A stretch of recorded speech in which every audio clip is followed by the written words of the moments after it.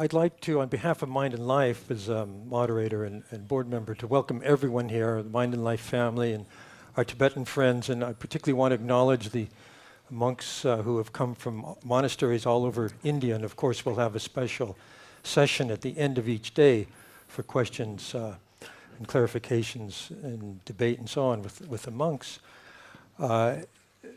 For those of you who aren't familiar with Mind and Life, this is an unusual organization. It was founded by two visionaries, Francisco Varela, the late Francisco Varela, who was an amazing cognitive neuroscientist, very visionary, and a visionary businessman, Adam Engel.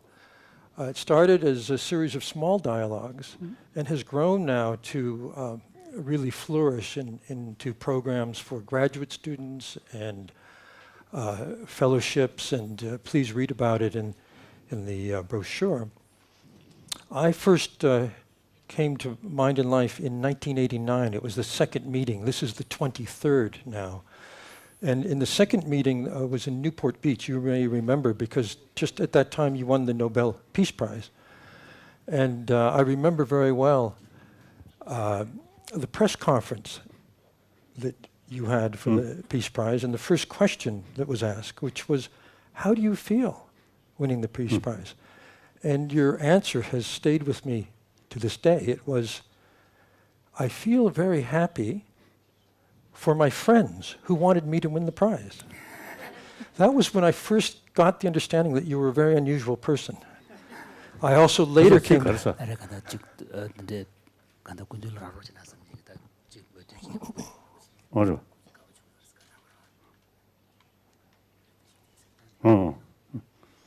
Yes. And later, of course, I came to understand that that was an expression of mudita, altruistic joy, taking pleasure in the joy of happiness of other people. I would like to ask... Yes. Yeah, Okay. yeah. So, Your Holiness, would you care to welcome people on your behalf?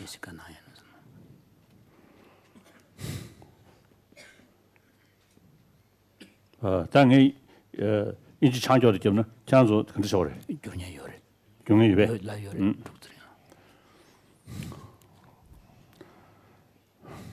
Once more, we have this gathering.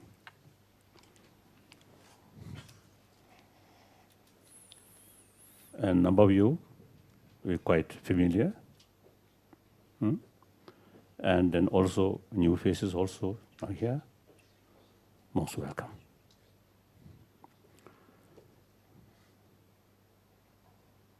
I think last year in Delhi, after my sort of interview, I think CNN or something, I mentioned I'm looking forward to complete retirement. Then you express, then what will happen? This kind of meeting if you retired. Then I told him, don't worry. As far as political responsibility is concerned, I have decided now retire.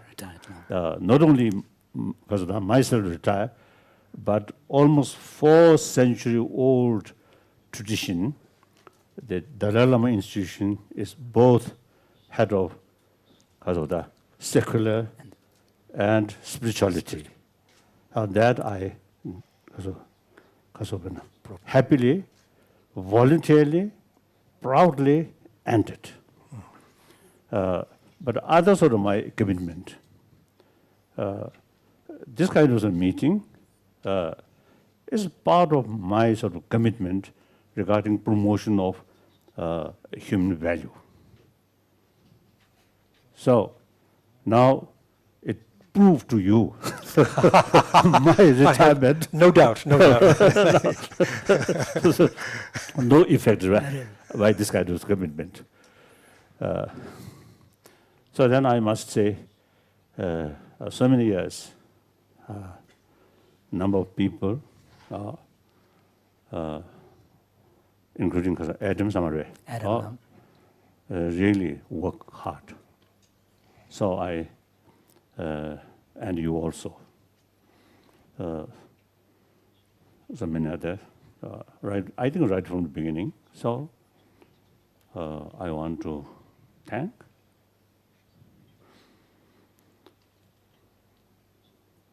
Then, of course, there's some participant, like Verala, no longer with us.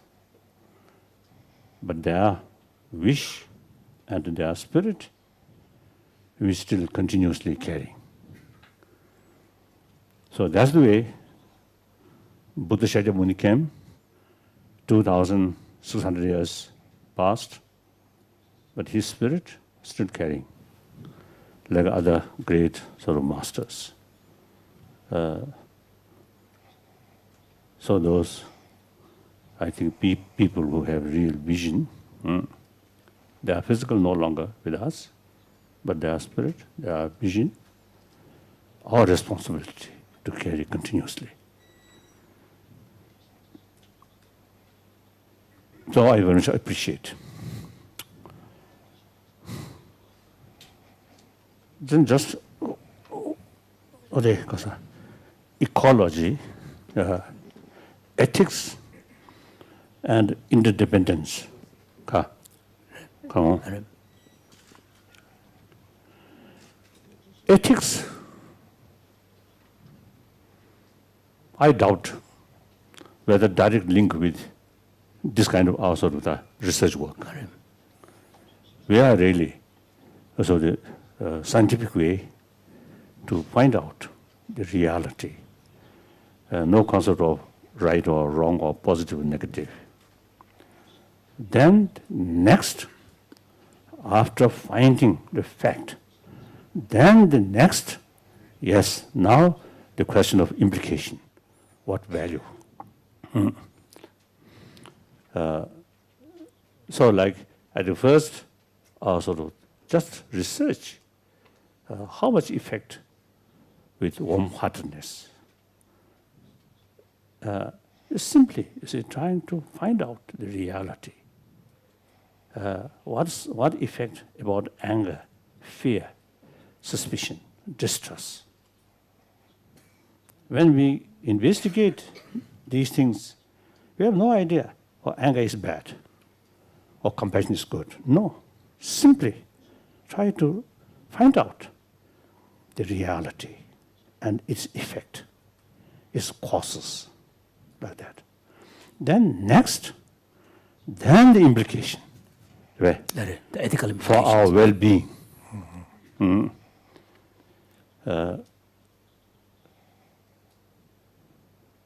그건 ethical 게 지금 share 줘요, 봐. 나래 지어래. 그래. 주든 지셔. So, the when you do using it, there is chance. 나래. So not. 간다 차상마 예배 계절에. 그래. Ecology.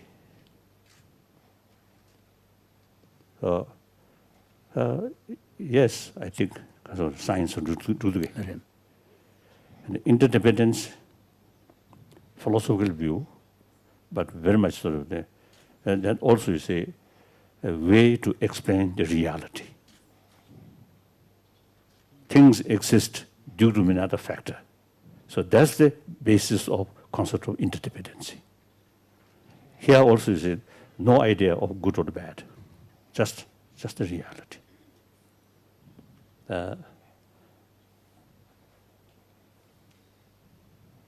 So that's just I felt like that. Okay.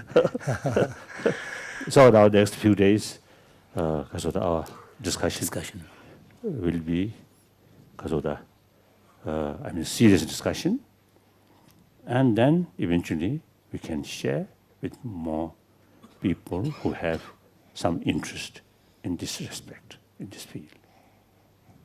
And also our responsibility to create more interest in other people's mind.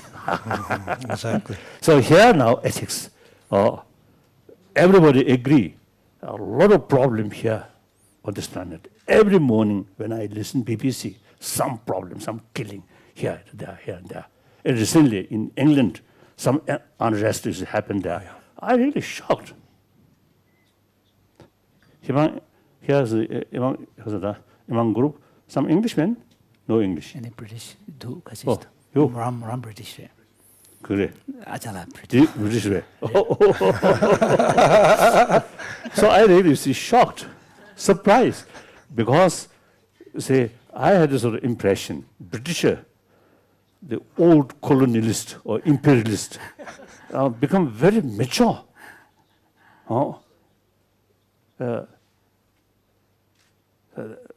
The several occasions when I visit, you see, England, the police hardly, you see, visible, not very visible. Presence of police. People generally self-disciplined. That kind of my impression. So I said something happened, and I really surprised. In any way, so the problem. And just this morning, BBC, some interview, because of flood victim in Pakistan. 거기다 가서 러시아 저러 러시아에서 네. 뒤다 뭐 등감을 수도 Yes. 또 dunra 가시는 셔도 버스 His Holiness heard on the BBC news broadcast that the aid workers who are helping the victims of the floods, and they're running out of money, and they're going to run out within a week or so. very sad, isn't it? So then further you see investigate why such things happen.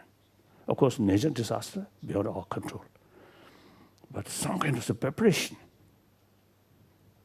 by the concerned people, and people, general public living standard a bit higher. And this, I think, certainly can be less suffering.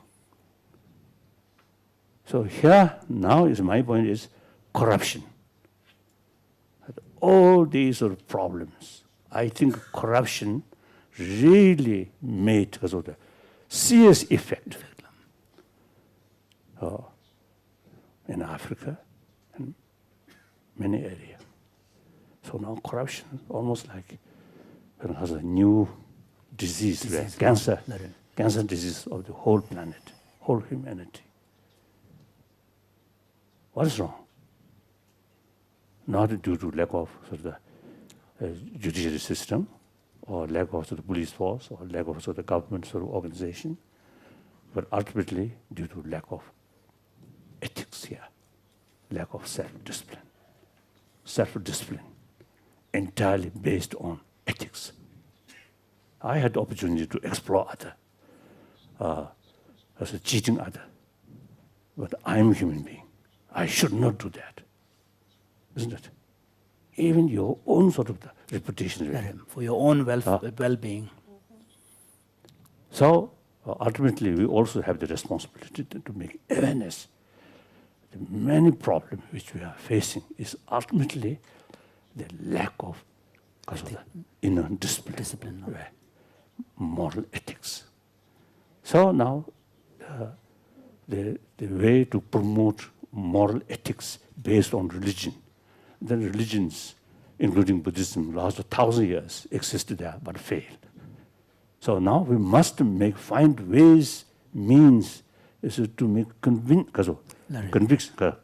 way. Conviction in others. Conviction in others.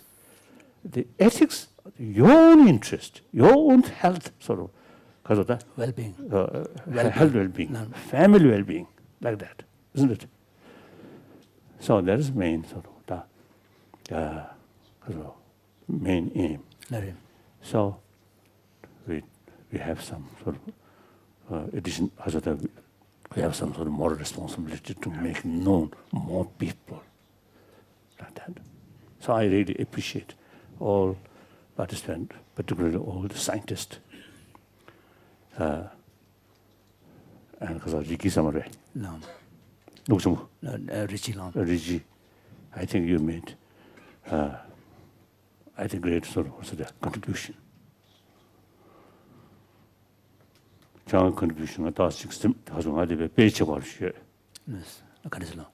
Korangimi, Huda Badagmi, that a single land, charity, good system of our church.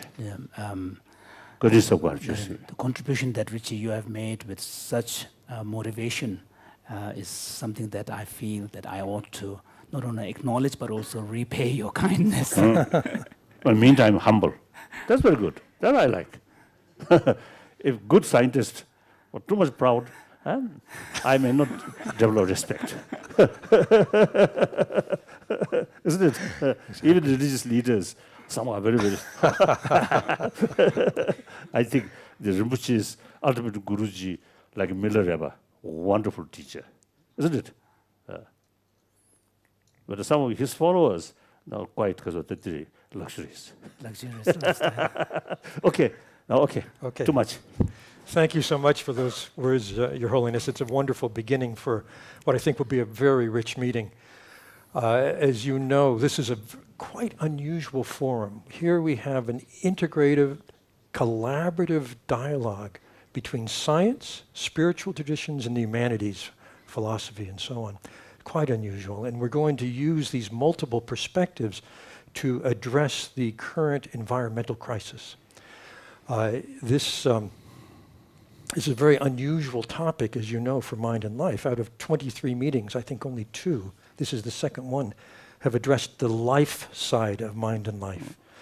But we felt that because, as you'll hear from the scientists today, there's both sad and bad news today, and also and this week, and some very hopeful news.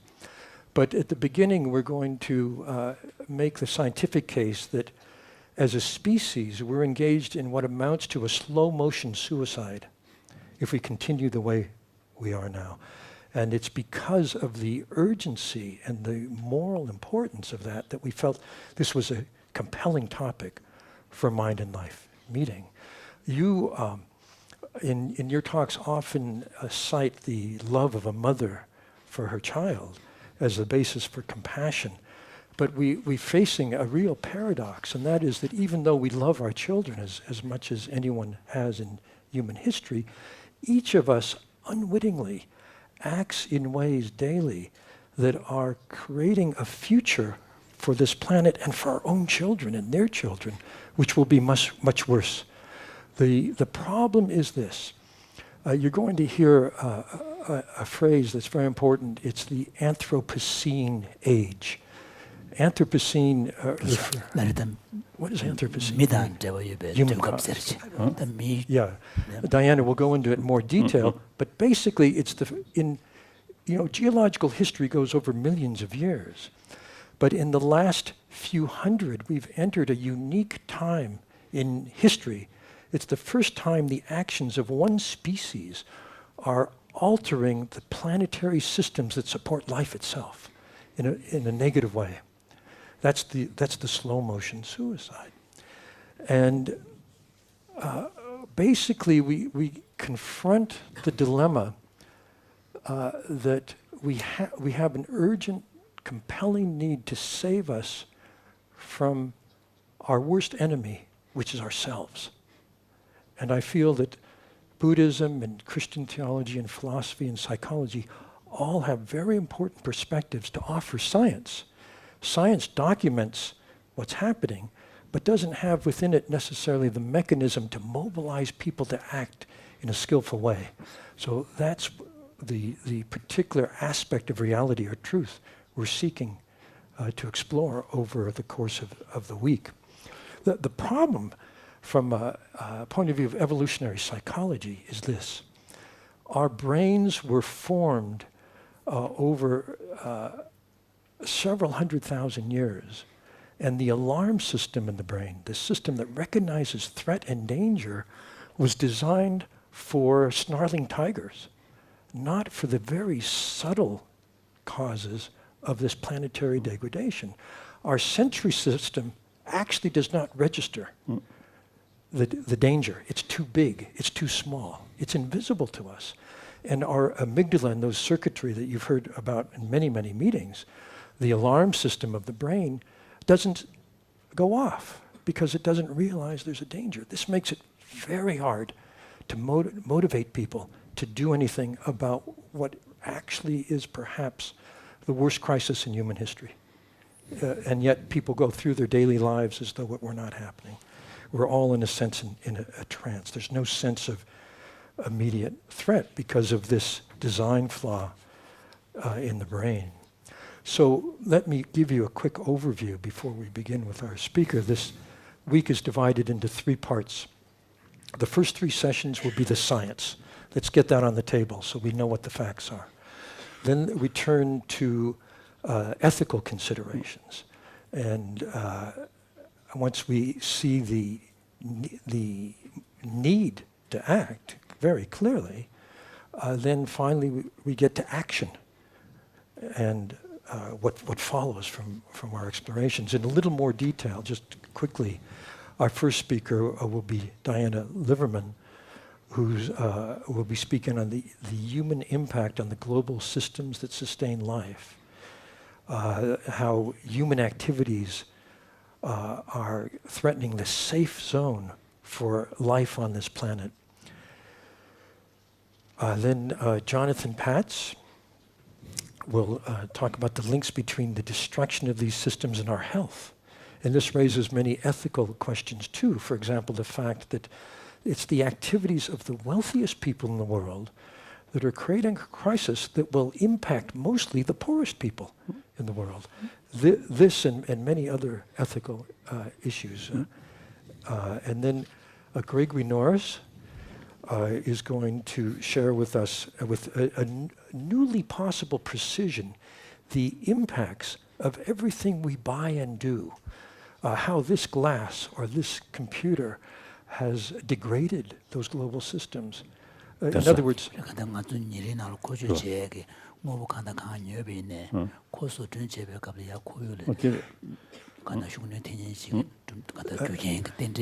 so he has a methodology for making visible the invisible, so which brings this global crisis down to the individual level. Once we know that, then we can start to make decisions that matter.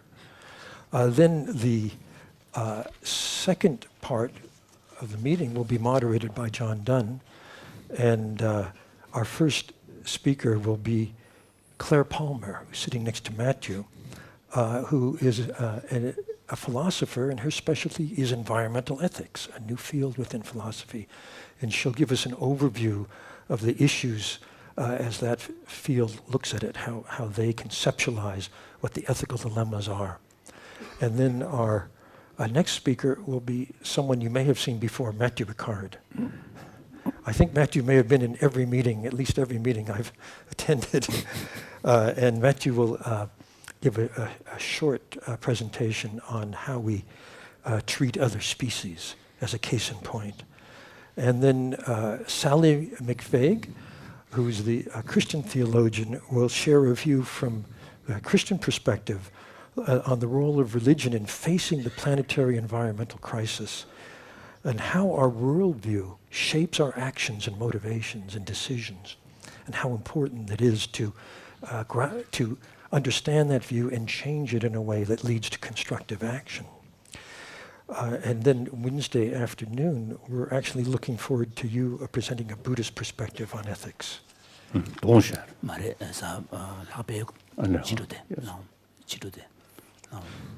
Then the third part of the meeting, which will be moderated by Roshi Joan Halifax, will be on ethics in action. It's not enough to understand what's wrong. We need to do something about it. So our first presentation will be by Ilka Weber, who's a psychologist from Columbia. She'll review hundreds and hundreds of studies and what they tell us about the psychology of action and behavior change. What motivates people to act and what keeps people from acting? And then we can think how to use that information effectively.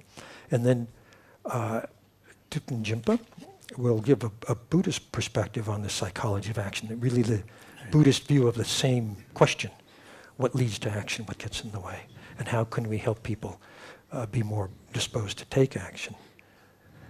And then finally, Dekila Jungyalpa, who's with the World Wildlife Foundation, will talk about skillful means in activism, what successful environmental action looks like, and she'll present a case of working with the problem of putting dams on the Mekong River, which has a lot of implications for the river, all the rivers that flow out of the Tibetan Plateau.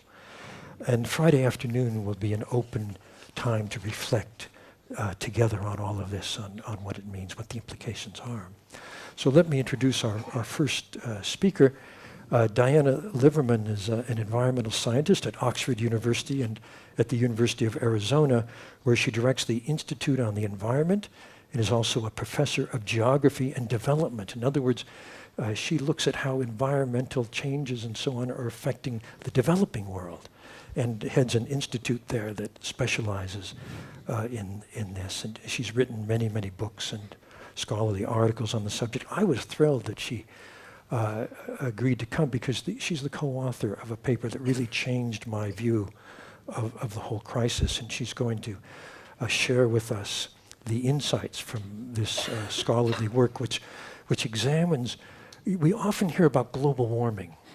It's talked about much, but actually global warming is only one dimension of 8 or 9 world systems that support life itself. And so she's going to give us the whole perspective of how human activity affects those systems. So I'm just going to shift chairs with Diana.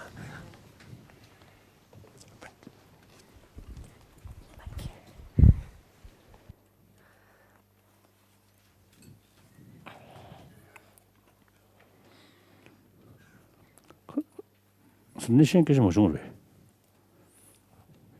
The exam maybe do. Yes. Okay. Okay. Okay. Yes. Okay. Your Holiness, it's a great honor. Cousin should be lower than the Nishan and the Sharma. Cousin Lawyer. The Kwan Yung Mentare. Kwan Joman. Danishing as a dear and Dharamsala Professor Sharma. So Sharma New York. Because lawyer. Sharma Lawyer. Oh, hello. My long-time friend, Professor. Thank you. Good morning. Okay, that's. Nishan pays him everything. License officer. Oh, okay. That okay. Yes. Yes. Your Holiness, it's a great honor to talk to you, and I bring very best wishes from many of my friends and colleagues. I'm going to be talking to you today about the many ways that humans are changing the global environment and transforming the planet in ways that affect our potential for survival and the survival of many other species. I represent an international group of scientists that's working very hard to try and understand what's happening to the Earth system, and how humans are changing it for better or worse. And I've begun my presentation with this beautiful photograph of the Barashigri Glacier, which is not far from Dharamsala. And it illustrates one of our concerns, that the burning of fossil fuels and the cutting of our forests is putting gases into the atmosphere that are warming the planet. And this is warming the planet to the point where ice and snow is disappearing. And this particular glacier is retreating by 30 meters every year, so it's becoming smaller and smaller. This is the outline of my talk. And what I want to do is to set the scene for the conversations this week by showing how the rate of human impact on the planet has been accelerating in the last 60 years, a new era that we're calling the Anthropocene, and I'll explain more about that. And I'm going to make the point that these changes are not just affecting the climate, a problem I know that you're very concerned about, but they also include multiple risks to life, threats to our water resources, to ecosystems, pollution, and the overuse of resources. I'm then going to discuss the idea of planetary boundaries, which is the idea of setting limits that could guide the way in which we use the planet. And I'm going to talk about a set of environmental thresholds that we want to avoid, not just dangerous climate change, but also the loss of species through biodiversity, the acidification of the ocean, and the way in which we're using too much water, too much land, too many resources in ways that are changing the planet. Slow down, yes, I apologize. And then I'll end with an update on the latest results about climate change, and particularly some results about the Himalayan region. Because since the last 5 years, when the last big study was done on climate change by the Intergovernmental Panel on Climate Change, the IPCC, we have a lot of latest scientific results that give us even greater concern. So this first slide here shows 100,000 years of human history. And what it shows is the way in which the Earth's average temperature has changed over the last 100,000 years. And what you can see here is that 100,000 years ago, the Earth was much cooler than it is today. The temperature, at least until about 1950, was about 13.5 degrees centigrade. The average temperature of the Earth was about 13.5. But if you go back into the deep past, the Earth...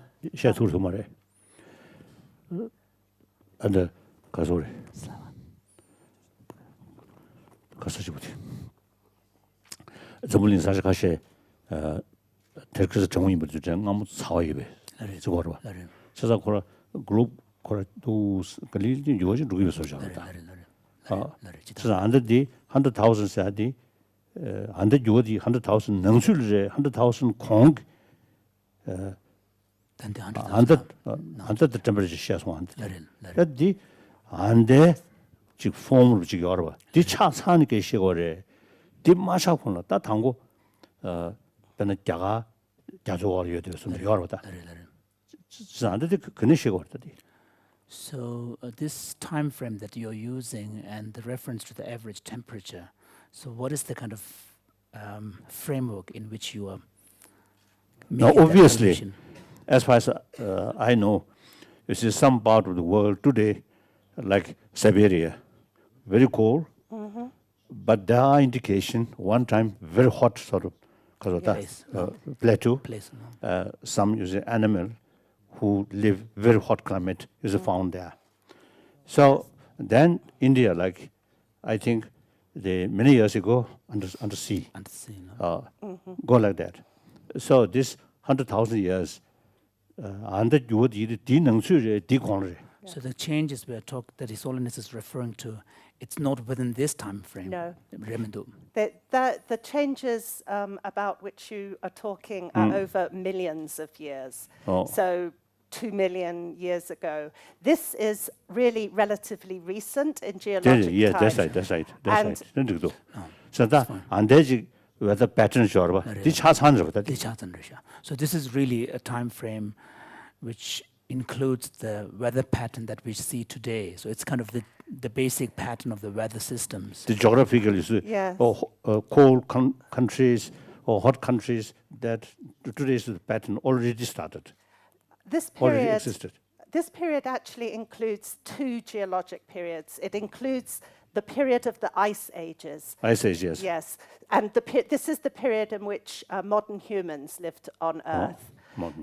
And what the graph shows, at the left is the oldest period, is that there were 90,000 years when it was quite cold. And this was the period of the ice ages. And there were very few humans who were migrating around the Earth. They were living from hunting, from gathering plants, and from fishing. And the point I want to show is if you get to the right-hand side of the graph, there's a 10,000-year period where it warmed up to a much more comfortable climate of just less than 15 degrees centigrade. And what's interesting is that this is the period when agriculture developed. It's when the great civilizations developed. And many people think of it as this sort of ideal period for human development and for many other species.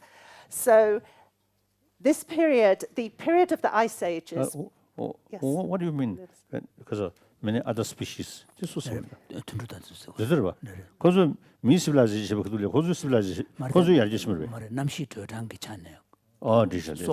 Yes. Plants, animals that we know today. And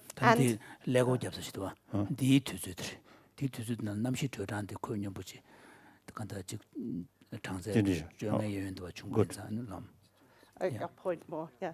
So this period here, this Yes. 10,000 years, 10,000 years. was the period which was very good for humanity. It's the period when our populations grew, when we were able to grow food, when the great civilizations developed. And this period is what we call the Holocene. The previous the previous period of the Ice Ages is the Pleistocene. And the reason I wanted to show you this, Your Holiness, is that this Holocene period was a period of relative balance for humans and the planet. And it's a period when we lived in relative harmony. And I'm showing you this to set the stage for what we are now doing, which is taking ourselves out of the Holocene into a period that could be much more challenging for humans and for other species, plants and animals on the planet. So to summarize this slide, for the last 10,000 years, the Earth system has been in balance.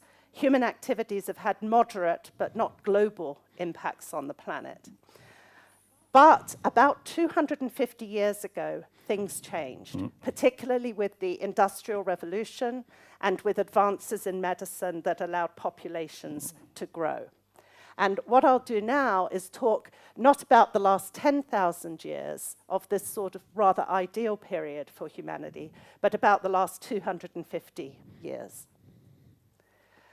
And what I want to show you is a series of graphs that show the human activities and how they've grown over the last 200 to 250 years. And each graph shows growing human activity on the planet. And you'll see on each of these graphs that I've put a dotted line at 1950. And I will be talking about that because on almost every graph you can see a growth until about 1950, and then it starts to accelerate. We've had a great acceleration in our human impact. And we noticed this. This is the work of my friend Will Steffen, and he put together a series of graphs. And when we sat down and looked at them, we suddenly realized that there was a real change in the rate of growth at around 1950. So let me show you the series of graphs that show these increases in human activity and resource use. 배수조 솔레시아 그러다. No, so it's probably, primarily due to industrial It's revolution. primarily, it's the growth in human population, but also the growth in resource use. Each person, particularly in the industrialized world, using more resources. So it's very important not just to blame people having children, but it's how much each of those people consume. So the first is the graph of population, and you can see the rapid growth in population. But actually, this is one graph where we do have some good news, because we know now that population is likely to level off at around 2050 at about 9 billion people. So it's one of the only drivers where we see perhaps some good news. The second... 우리 뉴스 가서 그래. 나들 간다다 니돈 개명업 주가리야다 돈주 굽주가 대자 아니 시라랑 팔자 첨부도 만들어야지. 세 개위 어려서 간다다. 잠시시고. 말에 배주죠. 세 저바 제베가 다산에 가서 가 부게 용도로. 저러. 디치만 까고. 그래다 디겐기 Family plan 돈. Yes. This is a result of family planning, or is it simply naturally occurring? It's the result of a choice of millions of women around the world to have less children. And, Yes, through awareness, through education. yeah.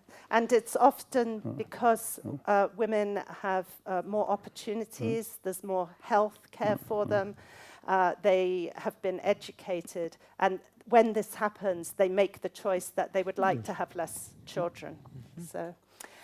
This is the second graph, which is of water use. And you can see again, when the graph doesn't go back to 17... 제일 진기게 영화로 봐. 수구 나당 전에다 보기야 뇽뇽자 저렇게 되게 reduction in 인디케이션 영화로 봐다. So His Holiness is wondering this reduction in the fertility rate that we're seeing, and you spoke about 2050 as being kind of leveling off period. And so it has nothing to do with some kind of changes happening in the genetic dispositions of the humans for reduction in the fertility rate. Not that I know of. You see, due to climate or some other sort of reason. I think it's due So- to choices and the availability of technologies for controlling fertility. Yes, good. Yes. Yeah. So this next graph shows the growth in water use, and when the left-hand side of the graph is blank, it's because we don't have the data. So we didn't have any good data on water use until around 1900. But you can see here again the rapid growth in water use around the world. And again, it looks as though things have gone faster since 1950.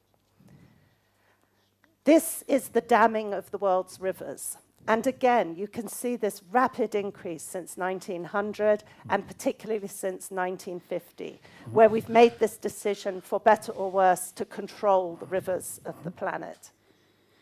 별 둘로 중시하다. So 1950 also coincides with the political upheaval in Tibet. So since then everything goes wrong. Oh dear. I should have another graph.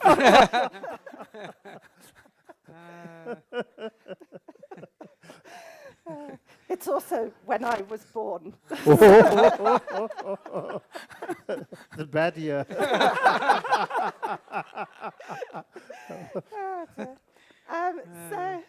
So this next graph is the use of chemical fertilizers, yes. not traditional fertilizers. And here again, you can see a great growth.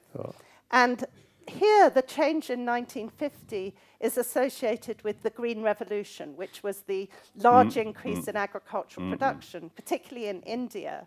And as I expect you know, the increase in food production, whilst less people were hungry, it meant the use of a lot more agricultural chemicals. Yes. And we can see this change as after 1950. There is an interesting decline here, which has to do with the economic problems in the developing world when people can't afford fertilizer now. Then this slide is one more indicator of our human activity. This is the consumption of paper, which is, of course, linked to the destruction of the world's forests for paper. And here again, you can see this very rapid increase. Perhaps that will decline a little bit with the use of computers now, when we don't print that out is so it. much paper. Yes. One good thing about computers. And then this one is very dramatic. This is the growth in the use of the motor vehicle. And of course, motor vehicles produce all sorts of pollution, both in the cities like Delhi and in the atmosphere, because the oil that they use is producing greenhouse gases that are warming the planet, like a blanket warms one in bed. So we have this very dramatic increase in motor vehicles. So to sum this up, the point I want to make here is that human activities have been growing and growing in their magnitude, in their size, and particularly since 1950. And we have coined the term the Great Acceleration, which is what happened when everything took off in 1950. And the Great Acceleration is a period not only of acceleration in human activity, but also acceleration in environmental consequences on the Earth system, which is what I will now show you. But before I do that, I just wanted to clarify for you, Your Holiness, and for other people in the audience, what we mean by an Earth system. The Earth system really relates to interconnection, one of the themes this week. It's the Earth's interacting physical, chemical, and biological processes. The Earth system consists of the land, oceans, atmosphere, and living things, all interconnected. It also includes the planet's natural cycles. These are chemicals that cycle through the Earth, through rocks, through life, through the atmosphere. And the most important are the carbon cycle, the water cycle of water, the cycle of nitrogen, which is both natural and in fertilizers, and cycles which I will not talk about of phosphorus, sulfur, and others.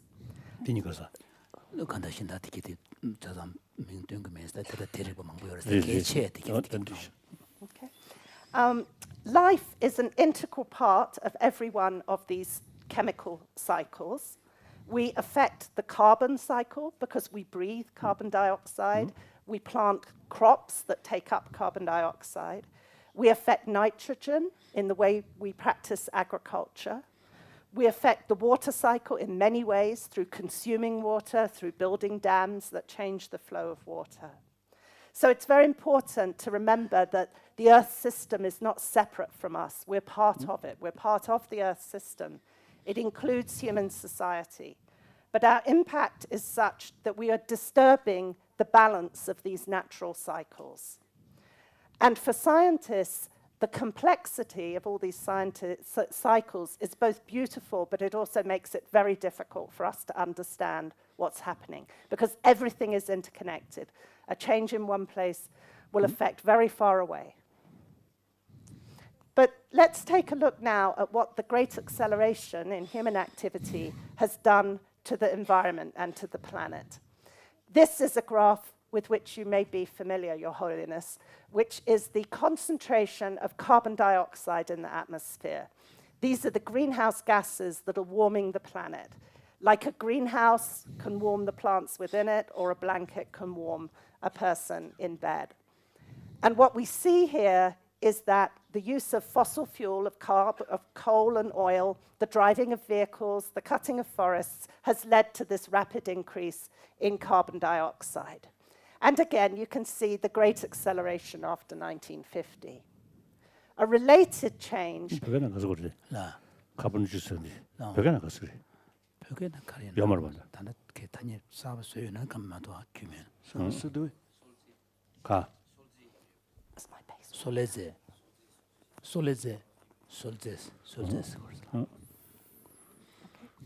Yeah. His Holiness is wondering whether we have coined a Tibetan equivalent for the term carbon. Oh, okay. Yes. This is the second greenhouse gas, because it's not just carbon dioxide that is warming the planet. There are other gases, and this is the gas called methane. And methane is associated particularly with the growth in the world's livestock numbers, with cows and sheep. And there's been a great growth in the population of animals, particularly because of people eating meat. And chicken 유지로. And chicken, but chicken less. 러시아. 단데 러시아 군주들이 네. Less methane. Beef farms. Yeah. Yes. Yes, the animals emit different amounts of methane. Cattle are probably the most serious in terms of the amount of methane, because they have 4 stomachs which produce a lot of... 거다도 쪼들에 뚜르단제. 되게 가스디. 나로 메탄 죽심부터 와. 근데 두루 친구들도 도고카 시즈 유도가 니마질 도고카 시였어요. 약간 투브로 시체가 그래도 그죠. Yeah. 지금도 다들 그 둘이 시골었어요. 나 쪼다 때. 안래.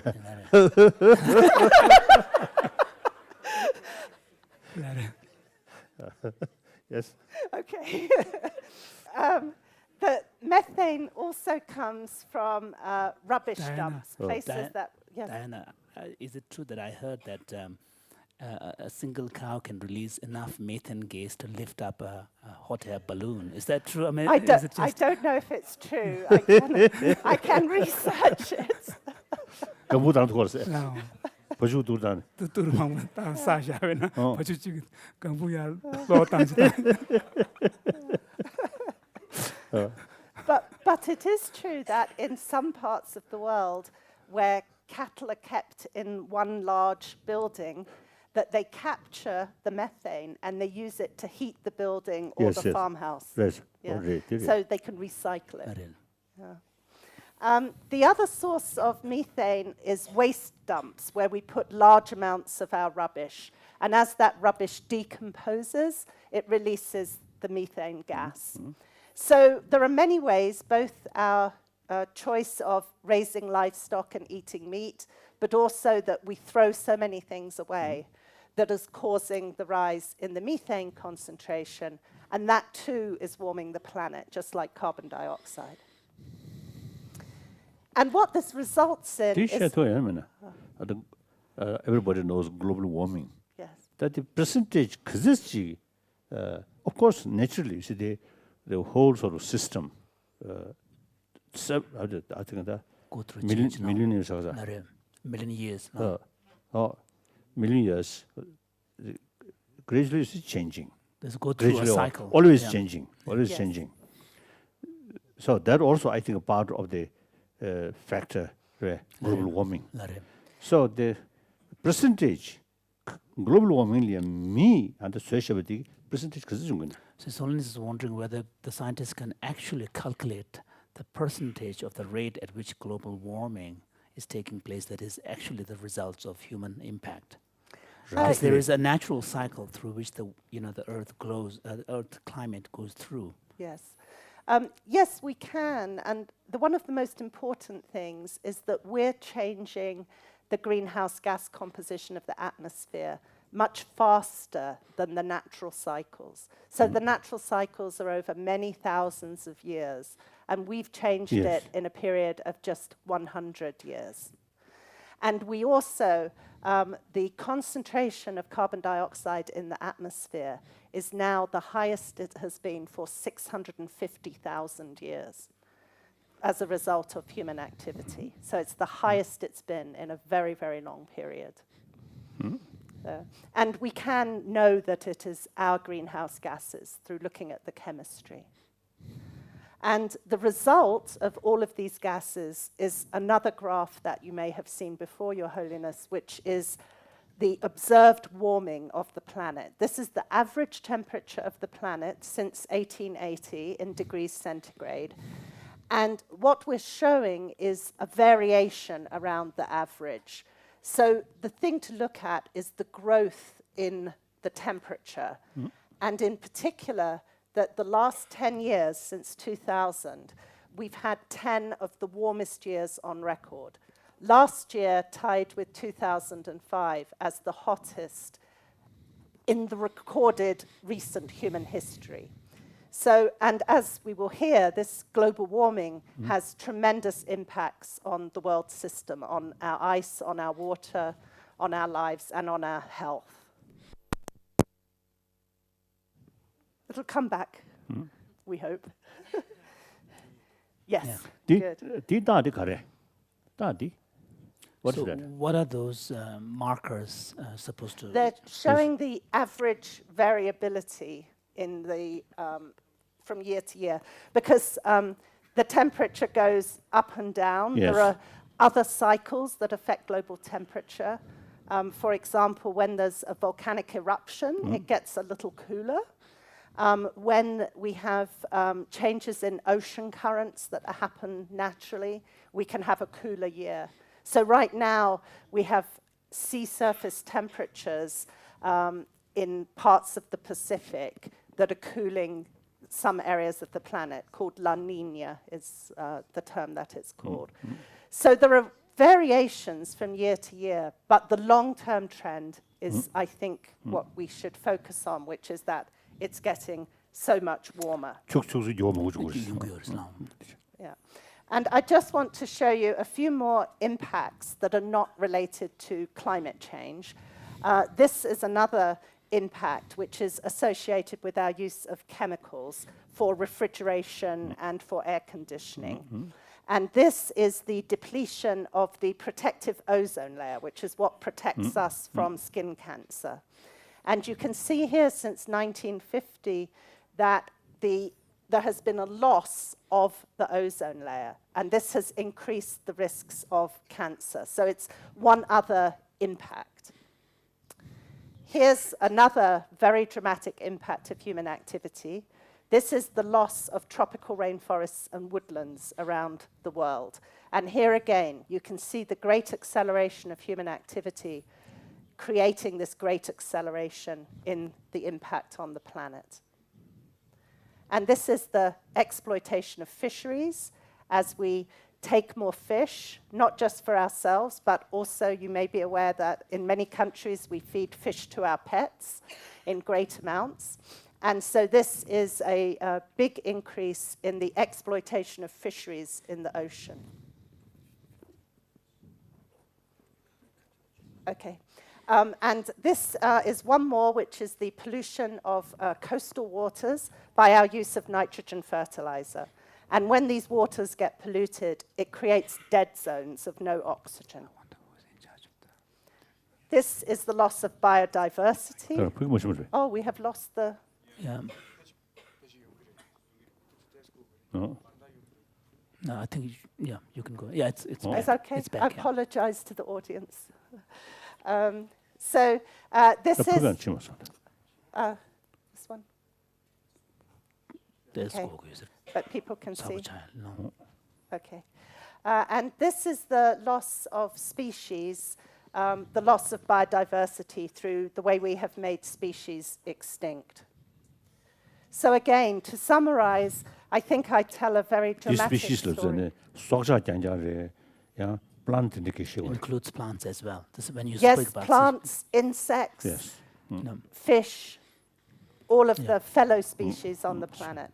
So to sum up this part of the talk, we've shifted from the Holocene now to the Anthropocene, which is a planet that is completely shaped by humans. We have entered this new geologic era, which Nobel Prize winner Paul Crutzen called the Anthropocene, where human activity now shapes the planet more than any other factor. And the term Anthropocene comes from anthro, which means human, and scene, which means era. So it's the human era we believe we have entered. 에라 And 논주 말해. 두고. 두고. No. This is a very powerful photo. I don't know if you've ever seen it before, Your Holiness. This was created from satellite images, and it shows the human impact on the planet through our use of energy for light. So it's actually a photograph of the Anthropocene, if you like. You can see how the industrial world is brighter because it uses so much energy. Because most of the electricity that produces these lights is produced from coal, oil, and gas, these lights also represent emissions of greenhouse gases and of air pollution. The photo shows that some regions are much more responsible than others for this light and for this pollution. One of the interesting things is you can see that much of Africa, Latin America, and the Tibetan Plateau is dark. These are areas that are not contributing to greenhouse gases and to air pollution. It's because either people are not there, or people are poor, or people are living in harmony with the planet. 그러면 좀 못도 그래 맞다. 시에시도 그러면 맞아 말. His Holiness is saying that it's because they are not capable. It's not because they know that it's wrong and, acting out of discipline. Not out of awareness or self-discipline. I think everywhere. I think all these. Yeah. I think the planet is grateful, whichever is the excuse. So what we have here is that you can also see that North America, Europe, India, Japan, and the coast of China are much lighter. Clearly, some people and regions are placing a much greater burden on the planet than others. But overall, this photograph is a good example of what we mean by the human-dominated planet of the Anthropocene.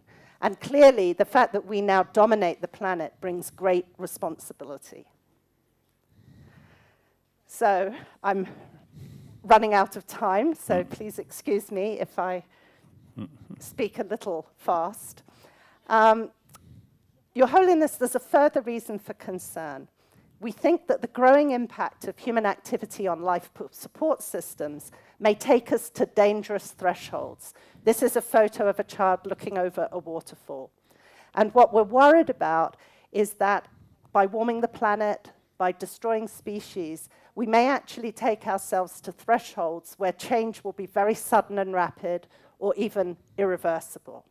So to give you an example, we're worried that global warming may trigger some abrupt and rapid changes, such as the breakup of the great ice sheets in Antarctica, or the large-scale release of greenhouse gases from frozen ground, where they've been trapped, but as the ground warms, they could be released, and that would add to the warming of the planet.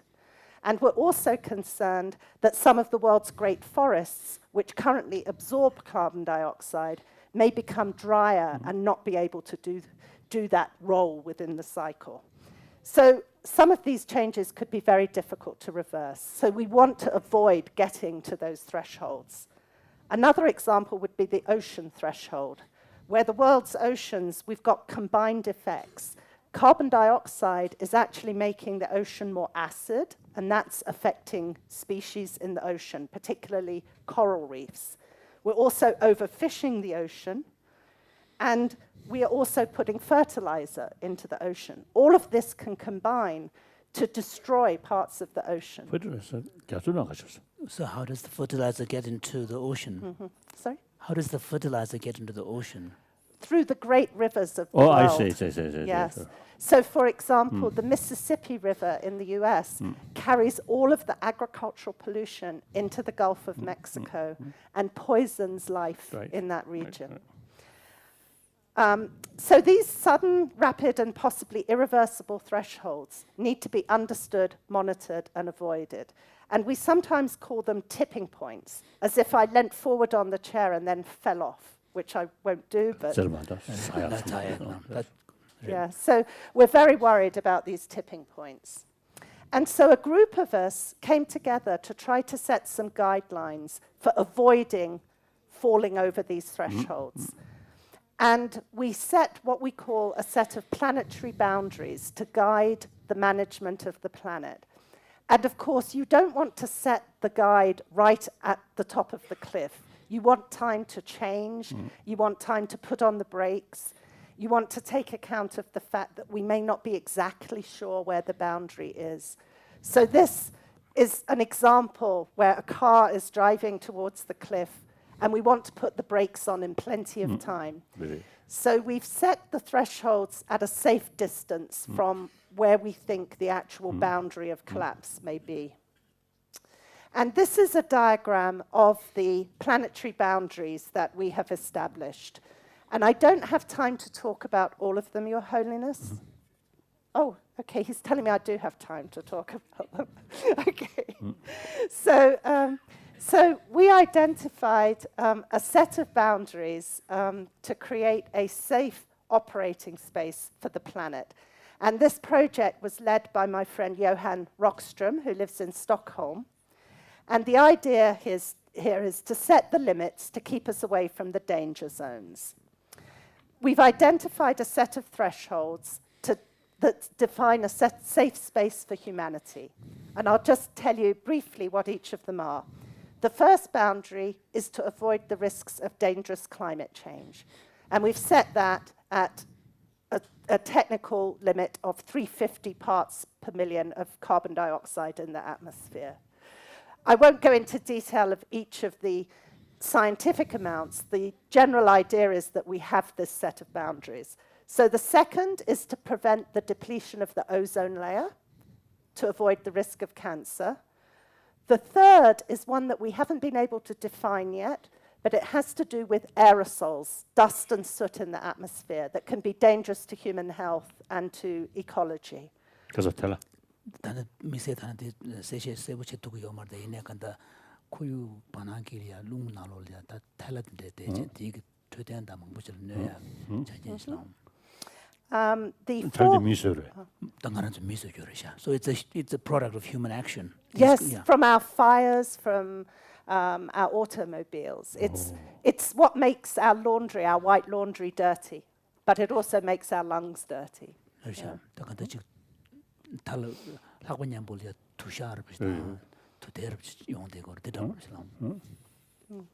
The fourth boundary is designed to save the oceans from becoming acid, from becoming like vinegar, and that is the boundary that we need to save the oceans.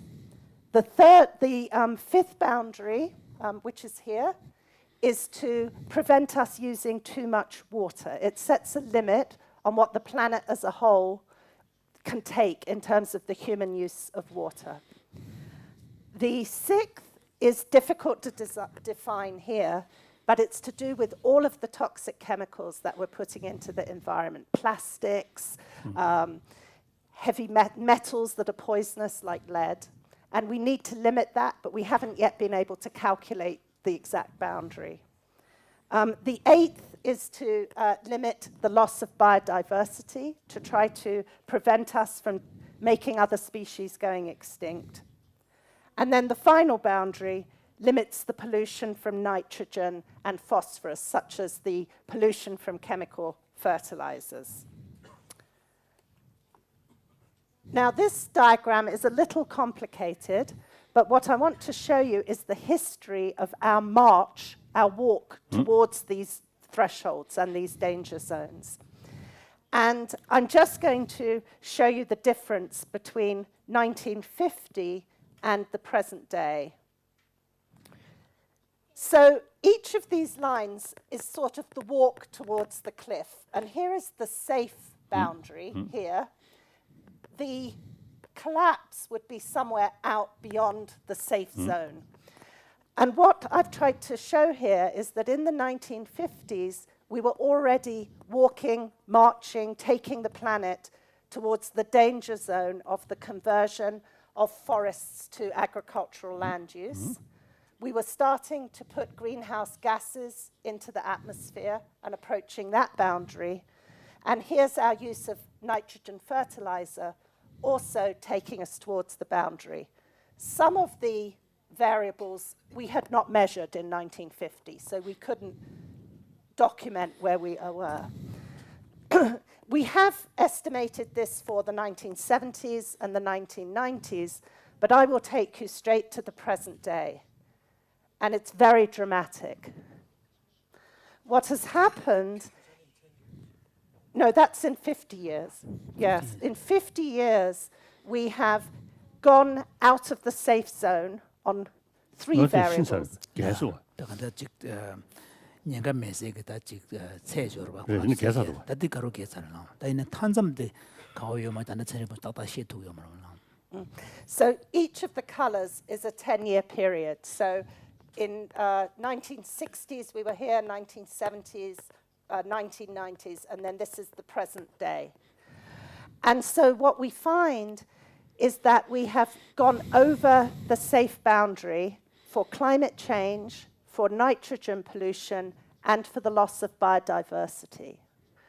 But there is some good news. This looks terrible, where we have gone beyond the boundaries, but there are some where we're still well within the safe zone.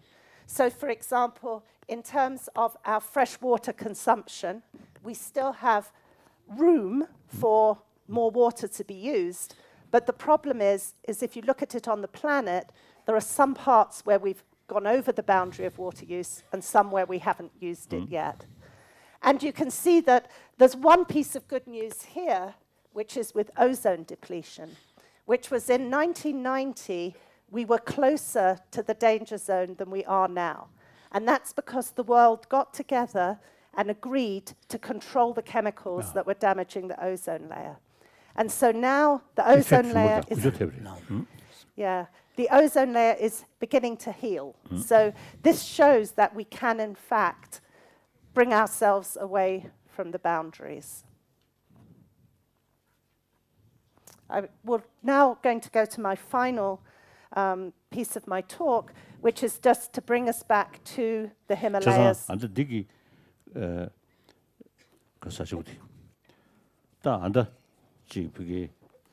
년개 참을 레버다 din내야 마케르지 탑점 마세 내가 뉴르다게 다시 열었어요. So the example of the ozone layer seems to suggest that not only so examples such as that, it seems to suggest that not only do we have a possibility of moving away from the danger zone, but also actually reducing, not only kind of preventing us from going to the danger zone, but in fact trying to go back. Yes, and that is our hope. Yeah. Oh, that's good news now. But it's very important that we move back from those boundaries before we hit the threshold. Because once we go over a threshold, it could be very difficult to come back over the cliff. So I want to end with a brief update on some of the latest research results on climate change. And I've just put a picture of the Himalayas. I'm not going to show more graphs. I know Your Holiness is already very aware and concerned about global warming and its impact on the landscapes and lives of people in this region. we're working very hard to monitor and explain what's happening and what may happen in the future to the climate in different regions. Many colleagues of mine agreed to share their latest work, knowing that I would be talking to you. And even last night, people were sending me latest science results. I won't be able to share them all with you. The first thing I wanted to mention is that despite the fact that the countries of the world have met regularly to try to control greenhouse gas emissions, and some efforts have been made, the gases are continuing to increase. So these greenhouse gases are continuing to grow. The concentration of carbon dioxide in the atmosphere is now almost 40% above what it was before the Industrial Revolution. And as I mentioned, it's the highest in 650,000 years. China has just become the largest emitter of greenhouse gases at 2 billion gigatons, which is a big share. It's followed by the US and then by India. So this group here is very close to responsibility in a sense, or geographically to these regions. Of course, the emissions per person... 유럽 되게 안 러시아, 유럽, Japan. No, but what about Europe and Japan? Because it was very bright in that photograph. Yes. If I treated Europe as one country, it would be higher than India. But being English, I treat Europe as separate countries.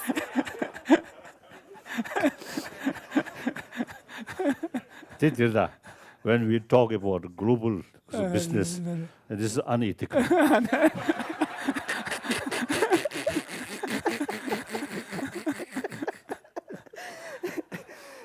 So if you want to treat Europe as a whole, Europe would still be less than China or the US, but I think Europe would be greater than India. And Japan has actually declined slightly. It has a very efficient economy that is helping. Now, one very interesting thing, of course, is that the per capita emissions are very different. So in the US, we consume 5 tons of carbon per year. In China, it's 0.6, and in India, 0.2. So each person in India is much less responsible than a person in the US. There's one other interesting result I wanted to share with you, is that of China's emissions, 1/3, we think, of China's emissions are consumed in the US through the export of goods from China to the US. So in a sense, American consumers are responsible for 1/3 of China's emissions. And the same is true as a result of other trading patterns. If these trends continue in terms of overall increase in greenhouse gases, the latest computer modeling results suggest that the world could warm by 5 degrees centigrade by the end of this century, 2100. So that's 9 degrees Fahrenheit. And that we could have a world that would be 4 degrees centigrade warmer within 50 or 60 years from now. And this is a significant change over, for example, the big UN report in 2007.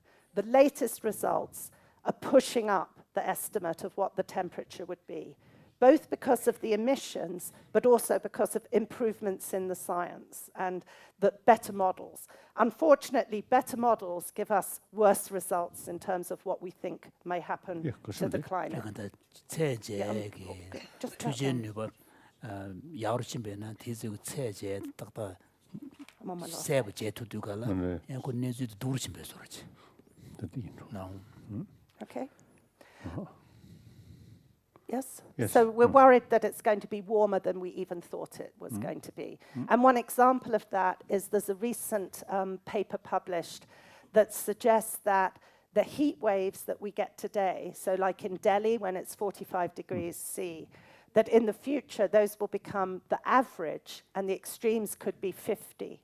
So the summer average will be what the most extreme conditions are today. And this is of great concern because heat waves especially affect the poor.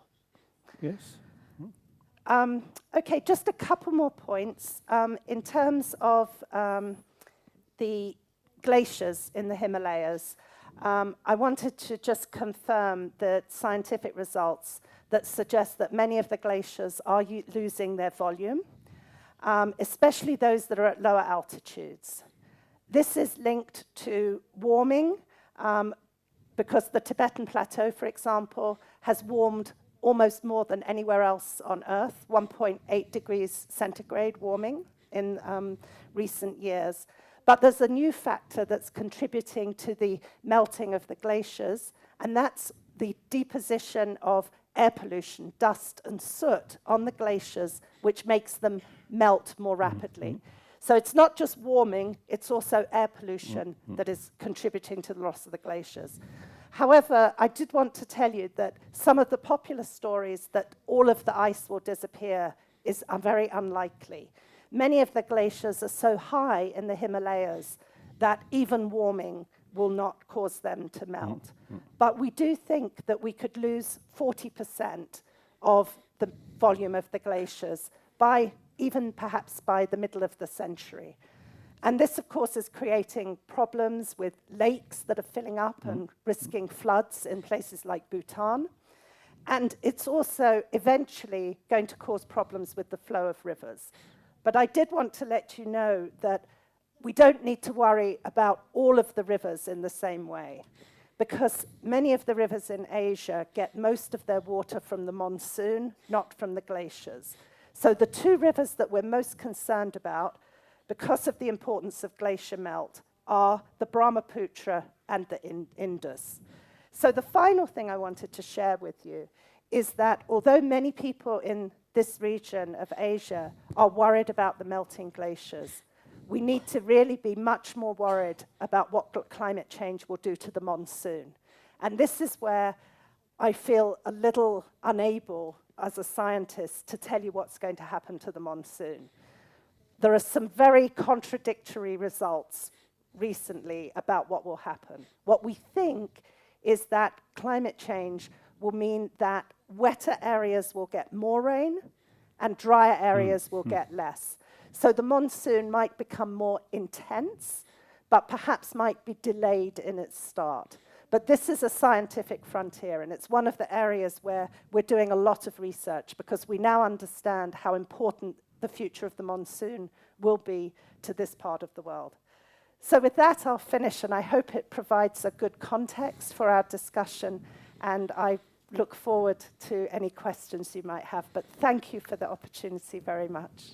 Wonderful. Wonderful.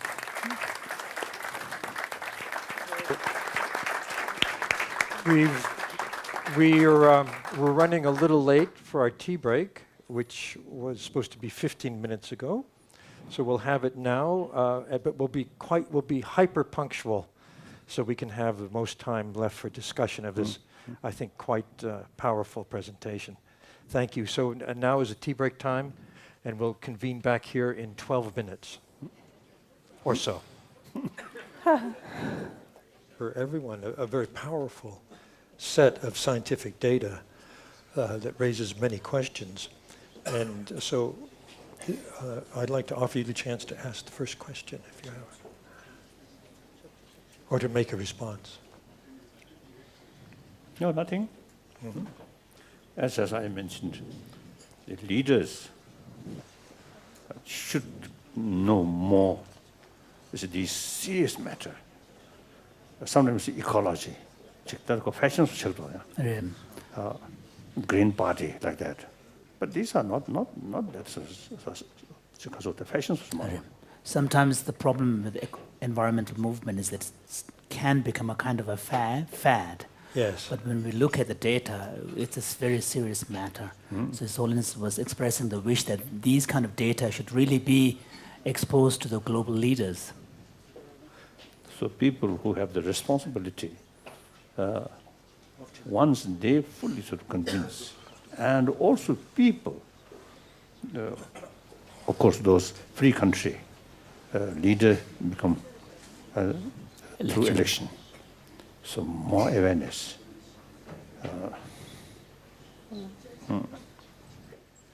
That I just I felt, and then something like I mentioned, like UN, some world body, should have some more clear sort of awareness with these things. Then they look these things are more seriously.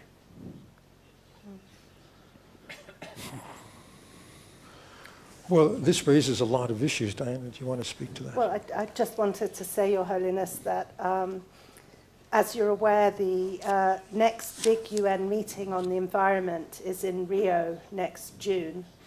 And scientists are doing what they can to provide scientific input to the meeting.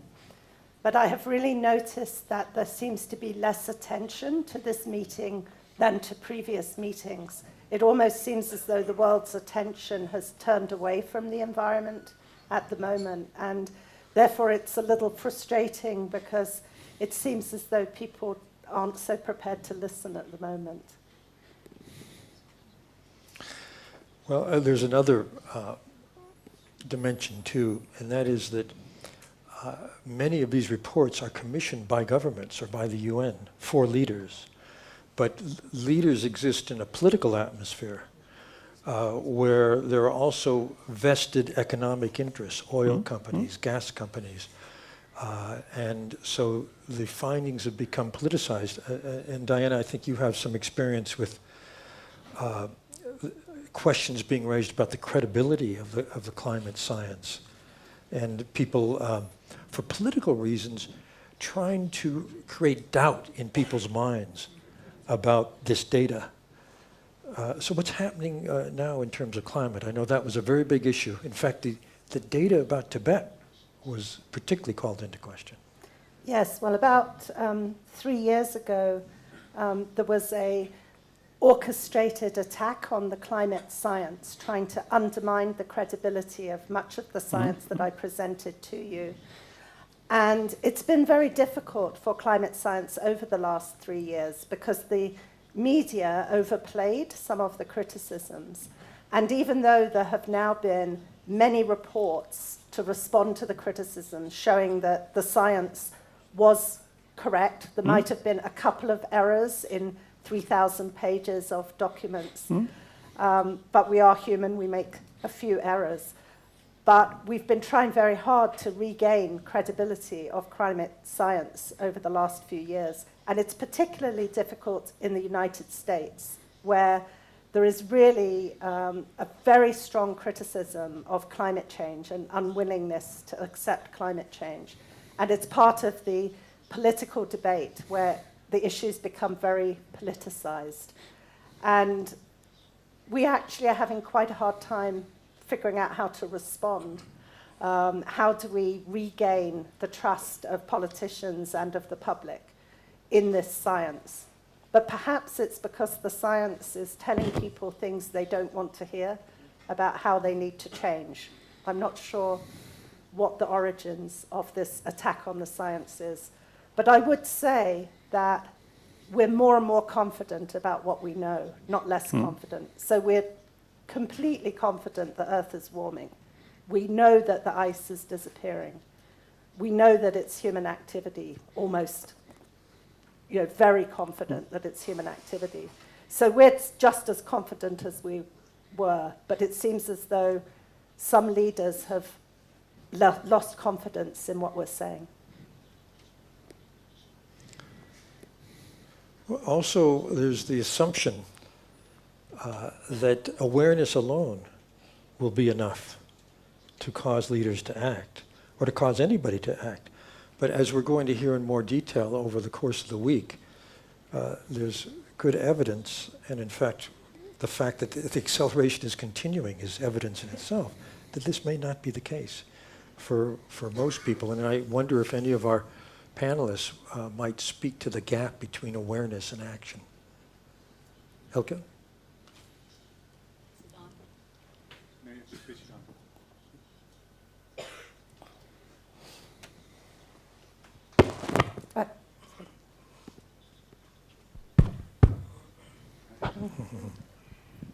Good morning, His Holiness. I just want to reiterate what Diana said, that it's actually very true that the climate change or other environmental disaster message is very uncomfortable for many people.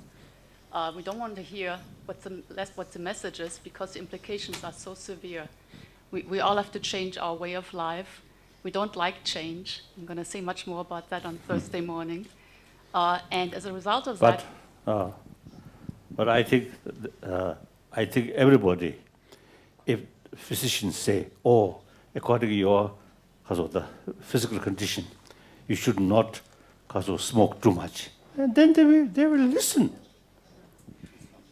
I think once awareness and convincing develop, people will do. This is their only interest. Humanity is our only interest. Of course. Rationally. I think awareness. Still, we need to some more more effort. More effort. Awareness. To bring awareness. And like news, media people. Media. I think that's my feeling. But people are not so easily convinced by this environmental data. They're convinced by the physician, and when they're hurting. When you're hurting, you realize you're sick. You need to do something. But when you look out of the window and people say there's climate change and it's snowing, people in Washington say there's no climate change. This weather changing, and also this because of the melting. Extreme melting of the glaciers. This is a fact we can see. Yes. His Holiness. Unless something you see the empty here, otherwise you see the more explanation. They will know. They should know. His Holiness, think about tobacco and smoking. It took us 50 years to realize that we actually should ban tobacco, because even though the scientific data existed a long time ago. Statistics are not very convincing. People like to believe their own senses. And by the time when our senses are telling us that there's a problem, it's going to be too late. And that's the real problem.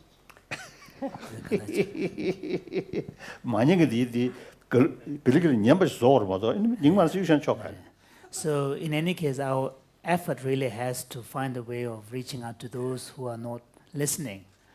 Otherwise, we have no other alternative. So, and then make them listen and also make them convinced. So I think so now modern time, scientists sometimes I describe Guruji. The scientist Guru that. So in modern times, His Holiness was saying that he often refers to the scientist as occupying the position of the gurus of authority. So the gurus need to come out and speak. But I think that scientists at the moment who work on climate change, we're doing a lot of evaluation of ourselves. And in particular, we know that we need to get out more to ordinary people, to speak in schools and community centres, so that we can act, but that also we need to listen, that it's important to understand what it is that is confusing people. And we've also learned that we make big mistakes. So for example, in the United States, many scientists talk in degrees centigrade because that's the scientific term. But in the United States, everybody thinks in Fahrenheit. So when I say it's going to warm 4 degrees, they think it's very little because they're thinking Fahrenheit. So we have to change our language in order to better communicate. Yeah. Yeah, LK, you wanted to finish? Yeah. I'm finished. You finished. just a combination of the evolution and Buddhist perspective. We often speak of reacting both from cognitive aspect and emotional aspect. So for fear of events, as Dan said at the beginning, we emotionally we fear things that are immediate. If an elephant is running here, we have great fear. If someone says an elephant will come in 10 years, nobody moves. And so that's why we need the cognitive and as a change, and cognitive comes with the deep investigation, and that's more challenging because like for ozone layer, when you tell people you cannot take bath on the beach in the summer without wearing a T-shirt because you'll be burned by UV light, then they really start to worry. So that's the dilemma, is the future doesn't hurt, not yet, but it is somehow too far away for us to be moved emotionally, so we need more of the cognitive aspect. The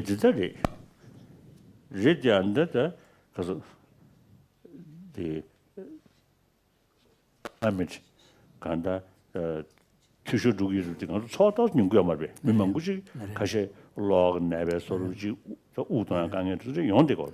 뭐 상대고. It's true that the science of environmental degradation are not that visible. But on the other hand, it is also the fact that a lot of people do experience the effect right now in terms of their health conditions, whether difficult to breathe or some kind of other diseases that they experience. And also, I think that because climate change will be experienced very much through extremes, that the experience of, as natural disasters start to increase, floods and droughts, then people start to believe that the climate is changing. And people who live closest to the environment they're already convinced, they can see what is happening to them. I think perhaps sometimes people who live away from nature are less aware. One of the studies Elke may know is that the people who are most aware that the climate is changing are people who have gardens, because they see the change in their gardens. So perhaps if more people were gardeners, they would be more aware of the changing climate. Or maybe leaders should live in wilderness. Yes. 그래서 우리 가서 근데 구지소 안 신나해서 봤대잖아. 냠뇨 연구를 해서. Your Holiness, I want to just respond. When you made the analogy of when your doctor tells you you're sick, you change behavior, and following some of Elke's and Machu's comments about the difficulty in perceiving the problem, I'm actually a physician before I was trained as an environmental scientist. And I have an analogy from a physician point of view, which is that if someone comes to you and they're bleeding, and you can see the problem, and you can sew them up and treat them immediately, that's very obvious. Or if they're having a heart attack and short of breath, it's obvious. But I see the problem of global environmental change and degradation, and its direct and also indirect effects on human health and well-being as very insidious, and as Machu said, nearly invisible in many cases. And I think the analogy is like high blood pressure. When you have high blood pressure, you feel fine. But inside, it's it's harming every system in your body over a long period of time. It's called an insidious killer. And so in some regards, this problem of global ecological and global climate change will be more difficult than the success we've had in the ozone layer. Diana mentioned how we've solved that problem, or nearly solved that problem. Well, you could see the hole in the ozone by satellite, and you had a very direct impact from that environmental destruction of the layer. It causes skin cancer and eye cataracts. So we could see it was more simple. Climate change affects many broad things, and we'll have a more, except for heat waves possibly, many more indirect, invisible, insidious problems. So I think that's why this is so challenging and will be more difficult to reverse.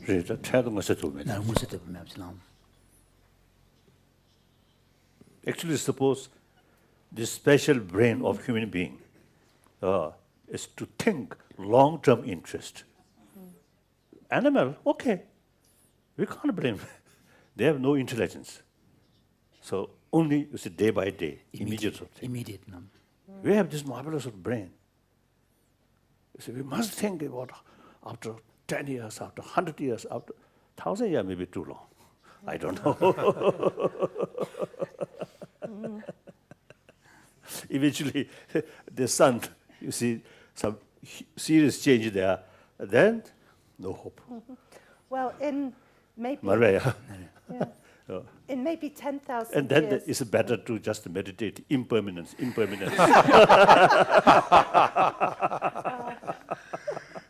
No need much worry. Yes, things always changing. It is nature. Well, eventually, in several thousand years, we would have another ice age. Oh. But I think that will be too late for us to compensate for the warming. So, these recent sort of also the obvious is a serious change about the climate condition, right? Climate conditions. No? And some, as you mentioned, because of the wet Wetter areas get wetter. more rain, unusually a lot of flood now. And then some area very dry. Now, me and the door. So how can you make the connection between Global warming, that the door. change with the global warming, and through that way tied to human action? So Can what is you the kind explain of something? Yeah. Now What is the last- kind of causal link? Why would global warming produce those kinds of weather oh, yes. extremes? Okay. Well, there are several quite complex reasons, but one is that warmer air holds more moisture. So as the atmosphere warms, it can hold more moisture. And also, when some parts of the world warm more than others, it creates stronger winds. So what you can have is, when a storm does build up, there's just a lot more moisture to fall out of it because the air is warmer. So that's part of it, is that. But also, the great cycles of the atmosphere, where our air rises at the equator and sinks over the tropics, those become accelerated. So where it rises, you get rain and it's wetter, and then the sinking air will be stronger in a sense, drying things out. But it's extremely complicated because we also have phenomena like the monsoon, which depend on the difference between the temperatures of the ocean and the temperatures of the Tibetan plateau. And so we're still trying to understand how those dynamics will change. But there are certain parts of the world which we're very confident, or fairly confident, that will get warmer and drier. And we're thinking of those as, in a sense, the hot spots of the planet. And they're places like Southern Africa, the Mediterranean, the part of the United States where I live. These are areas where everything points to it getting both hotter and drier. But in this part of the world, some areas, it does look as which will get wetter because of the more moisture that will be in the atmosphere.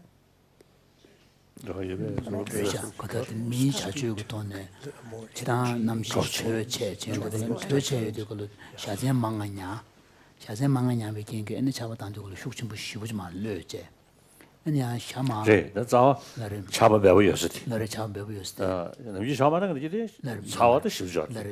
但차바 요스데 차바 숙심 좀 그래서 그래서 농마 지샤zen 예도 그 교부시부지야 다. 샤zen 말려be 갈 뎁질로야 된데 그 돈에 다 탈롱을 좀 그래서. Yeah, it's as if the cycles just get more intense because there's more energy because it's warmer.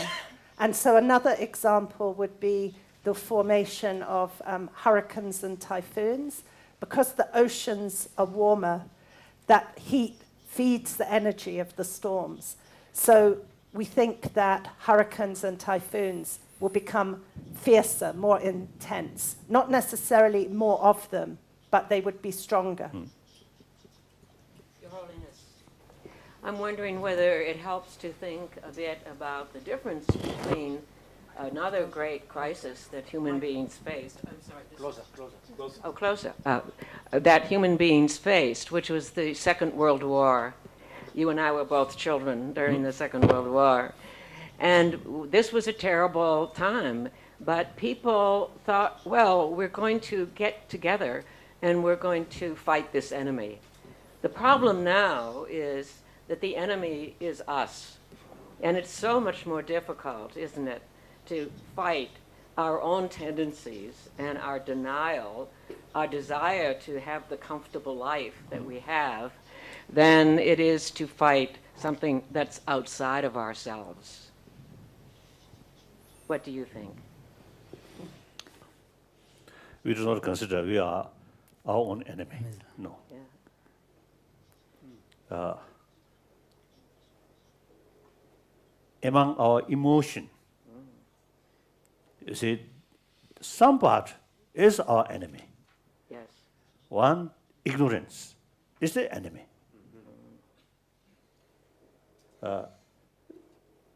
So we, as a human being, as a sort of sentient being, I think positive. And therefore, it is right to survive. So that's why we are discussing. If we are really, human beings are really enemy of human being, then better to finish. Then why? We are discussing seriously these things. Exactly. For survival of human being. So human being basically, I believe, you see, positive. Well, one has to free that good part of us, doesn't it? I mean, there's one part of us that doesn't want to face difficult things and says it's too hard for us to do all these things. And the other part that says, no, as you're saying, we got to do it together. But it's difficult in this case because we don't see it so clearly as we did with a war. Or if the that's enemy right. That's is right. outside, you say, well, it's clear, and this is not as clear. I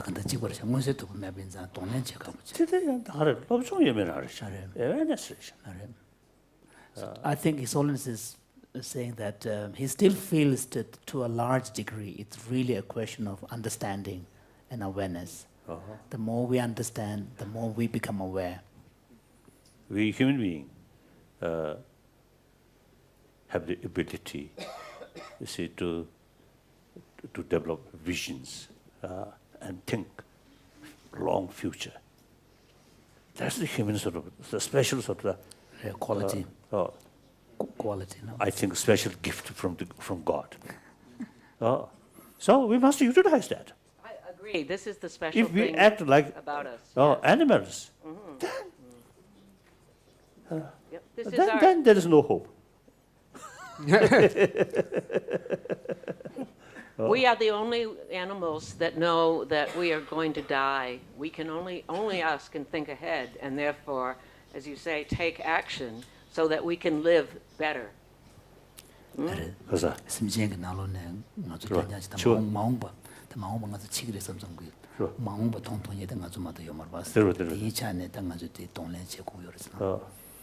That's right. That's right. We have such sort of wonderful sort of memory, and also this language. So we record, and then this the scientific sort of method. Now know about previous 100,000 years what happened. So only we human being knows. Maybe those angels may know that. But that is mysterious level. So they obviously, we have the capacity or ability to look back several centuries. And similarly, thinking about several centuries in future. Long future. Then, you see, with that sort of knowledge, with that ability, then we have to make proper plan. I couldn't agree with you more. The question is how to get people so that they're willing to make those proper plans, because we're not doing it right now. Why aren't we doing it? Why aren't we? I think constant, tireless effort. I think each year, if we increase number of people who clearly sort of also aware these things, from awareness make some kind of sort of enthusiasm to do something. If you each year create 100,000, then 10 years, 100,000, that eventually can make effect. Like education. Yeah, I think when first this education started, I think very few people can go that way. Now education, Universal. or the whole universal. Well, I think ecology, I often used to telling people, in previous century, I think very few people who really showing concern about ecology out of their awareness. Gradually, because of scientists now telling the seriousness about that. Myself, when I come from Tibet, 1959, no idea. Every water we feel very clean, pure, drink. In Tibet, when we travel months. So whenever we come across one river or stream, we enjoy. Only after I came outside Tibet, India, and when first time I heard this water you cannot drink, I feel a little surprised. That's brutal. In Tibet, no such sort of thing. So through awareness, now I really feel, the concern about environment is the question of our survival, not me, not few hundred people, but nearly 7 billion human beings' survival. So it is quite serious. Yes. Yeah. So through awareness, not through meditation, but through awareness from help of those scientists. So that's why I describe these as guru. And one good thing is they're open mind. The idea not fixed. Sometimes we religious people a little bit fixed. And very much sort of unbiased. Unbiased. Very good. Scientist. And they find this a fact. Then they accept. That's very good. I think I teach very large classes of students, and that's one source of optimism, is how interested the students are in these issues and how concerned if I give this talk to a group of undergraduates, they immediately, what can we do? What can we do? Good. Which is really meaningful, and I think I should be teaching even more classes based on what you said. But I wanted to make a couple more comments. One is, scientists sometimes wish that carbon dioxide was a colored gas so that people could see it. Exactly. Unfortunately, it's a clear gas. 말레라 시지기야래. 아주디 나직 지수도한다. 가사 gas chamber survey. The sort of this. The gas to just danger. And uncomfortable shoes 봐. Just a leaders gamma juice the So one possibility would be to create kind of chambers where you release these really toxic gases like carbon dioxide, and to a kind of a level which is not, not comfortable, and then expose not level of death, but some serious uncomfortable discomfort. So then you let the world leaders spend a few minutes in these. But we actually did this experiment near where I live in Arizona. We have this facility called Biosphere 2, where we tried to simulate a miniature planet. And when people went into Biosphere 2 with no exchange with the outside, the carbon dioxide did go up. But one thing that happens is you start by laughing. It makes you silly, carbon dioxide, before it kills you. So it actually... It's not going to work then. Oh.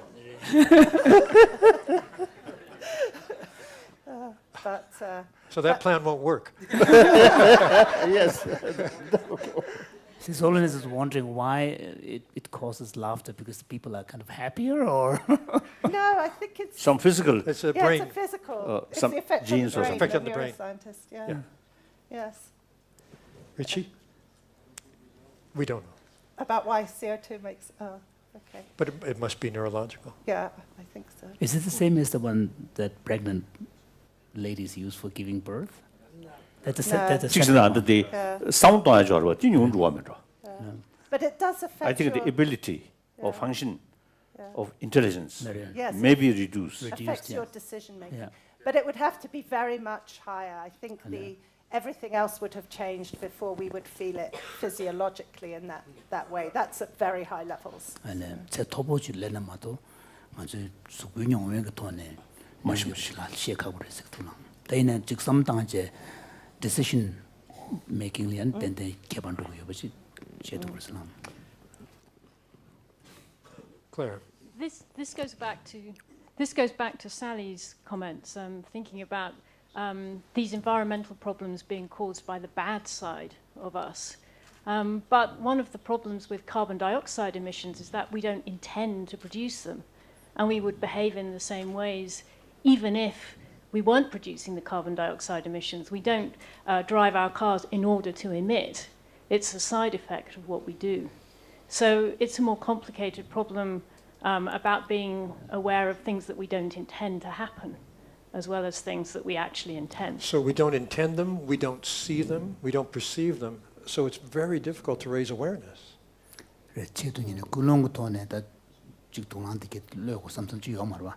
다 수수 미지게단게 모두 다야다 되게 돈은 쇼르로 걸려고 봐. 뒤야 요로 잡고 싶어 그러셨어. But I do think we're acting as if nobody is concerned. But Elke and I have a friend, Tony Leiserowitz, who does surveys all over the world. And his surveys show that the majority of people are concerned about climate change. They are aware. It's not everybody, but the fact that in the United States even, with all of the politics, that the majority of people think that the world is warming and would like something to be done, it's perhaps the citizens understand it. Somehow the leaders are not responding to that understanding always.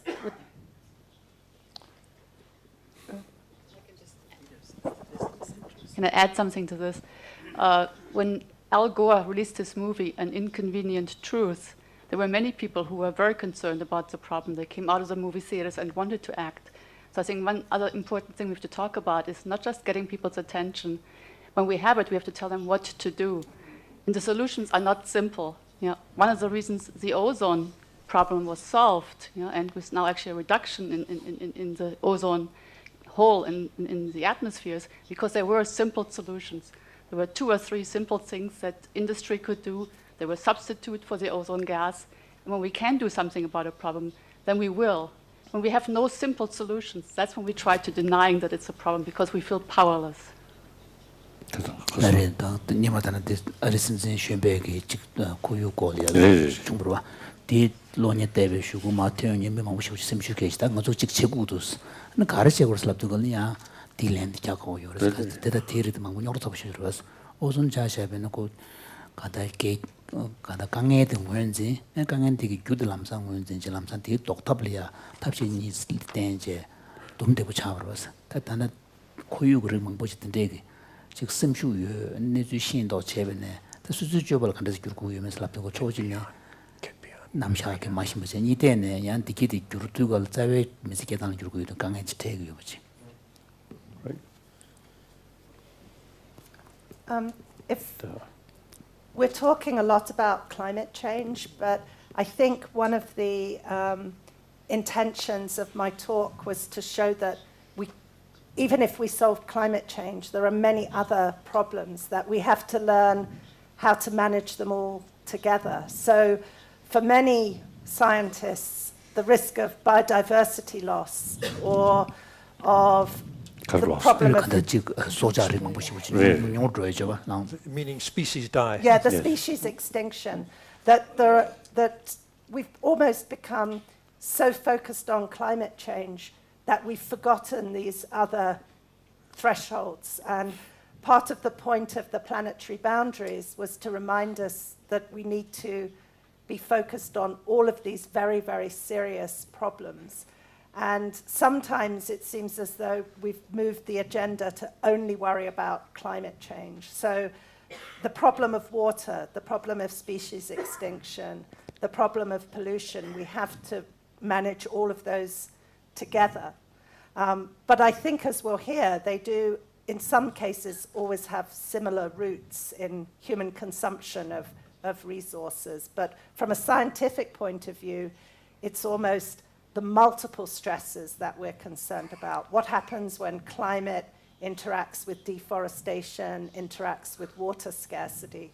how do we give guidance on all of those stresses together? Holistic. So you need a holistic approach. Yes, And one affects the other. So biodiversity loss and forest loss is affecting climate and vice versa. But we need to have international action on all of those. And you mentioned the UN, Your Holiness. The UN has conventions on climate, but on many of these other, and on oceans, but on many of these other areas, we still haven't even got the US to take a position. But for example, with biodiversity loss, with species extinction, there are now new international conventions and also scientific collaborations to try to understand what's happening.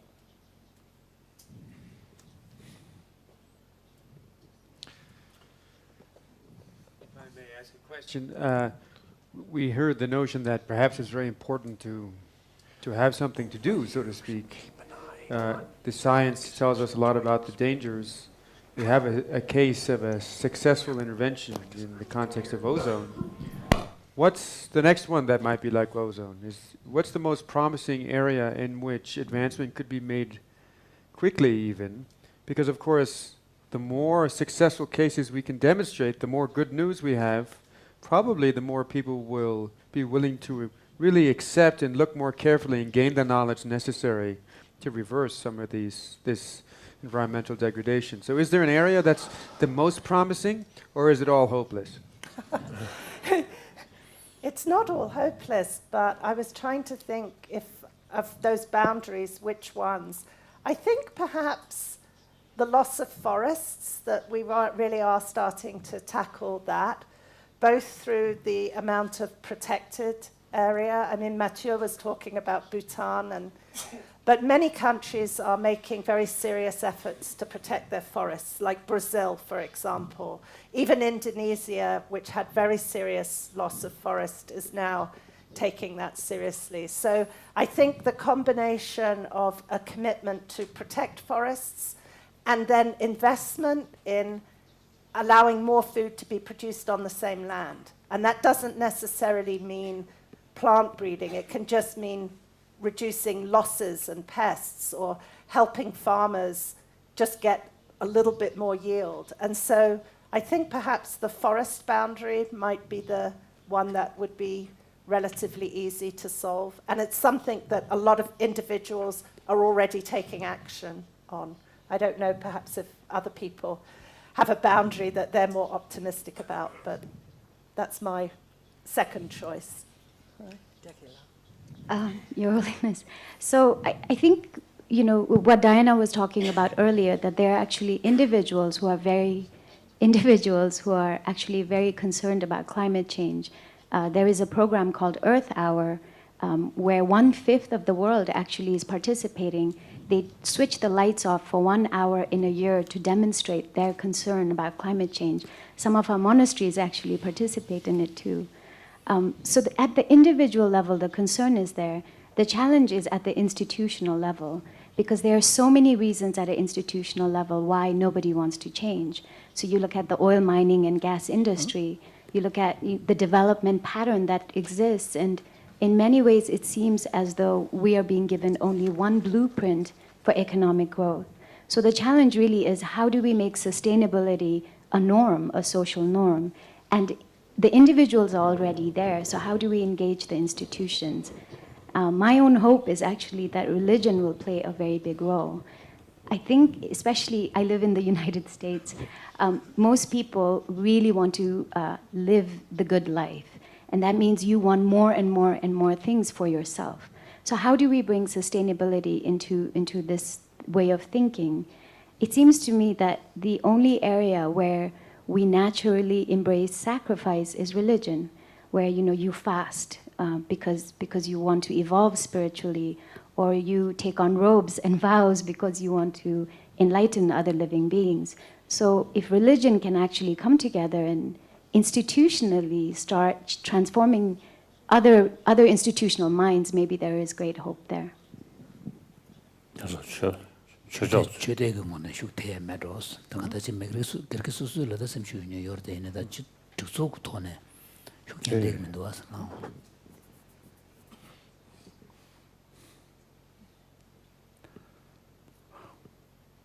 His Holiness feels it's difficult. Those people who are really serious about their own religious faith, of course, these people, because of the implementing what they believe.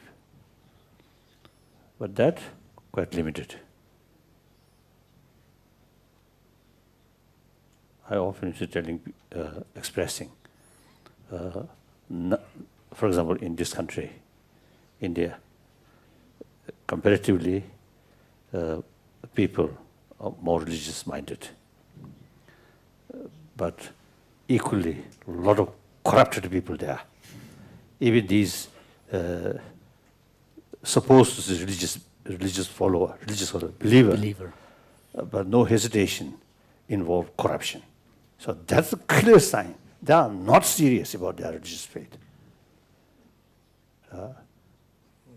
One should believe God or Buddha or Vishnu or these things.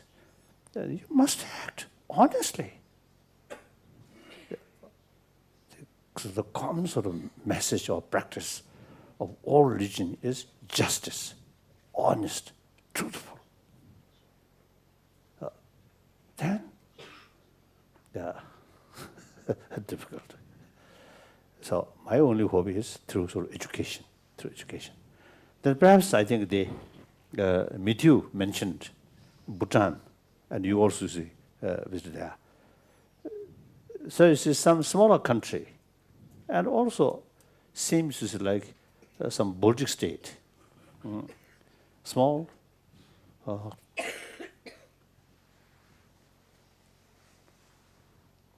Perhaps some just develop new lifestyle. Recently, I was in Estonia. I mentioned in the capital,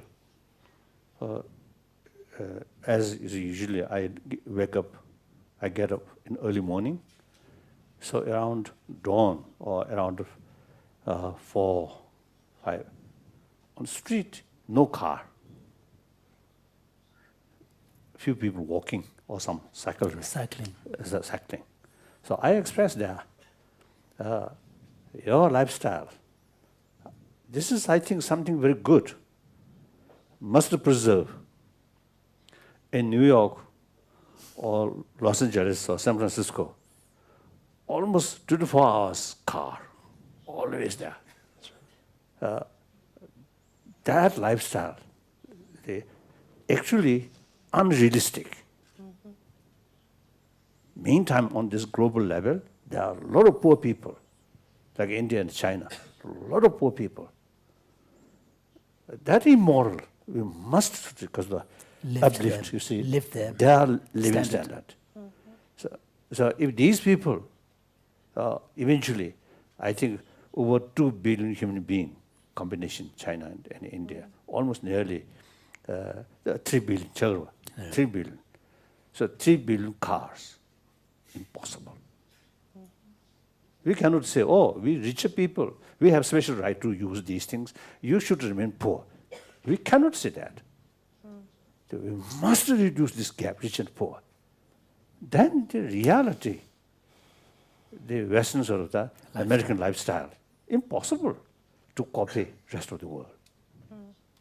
So it's some smaller nation, I think the lifestyle, something, and the economy, sustainable economy, and meantime, everybody equal, happy, more sort of justice society. Equitable.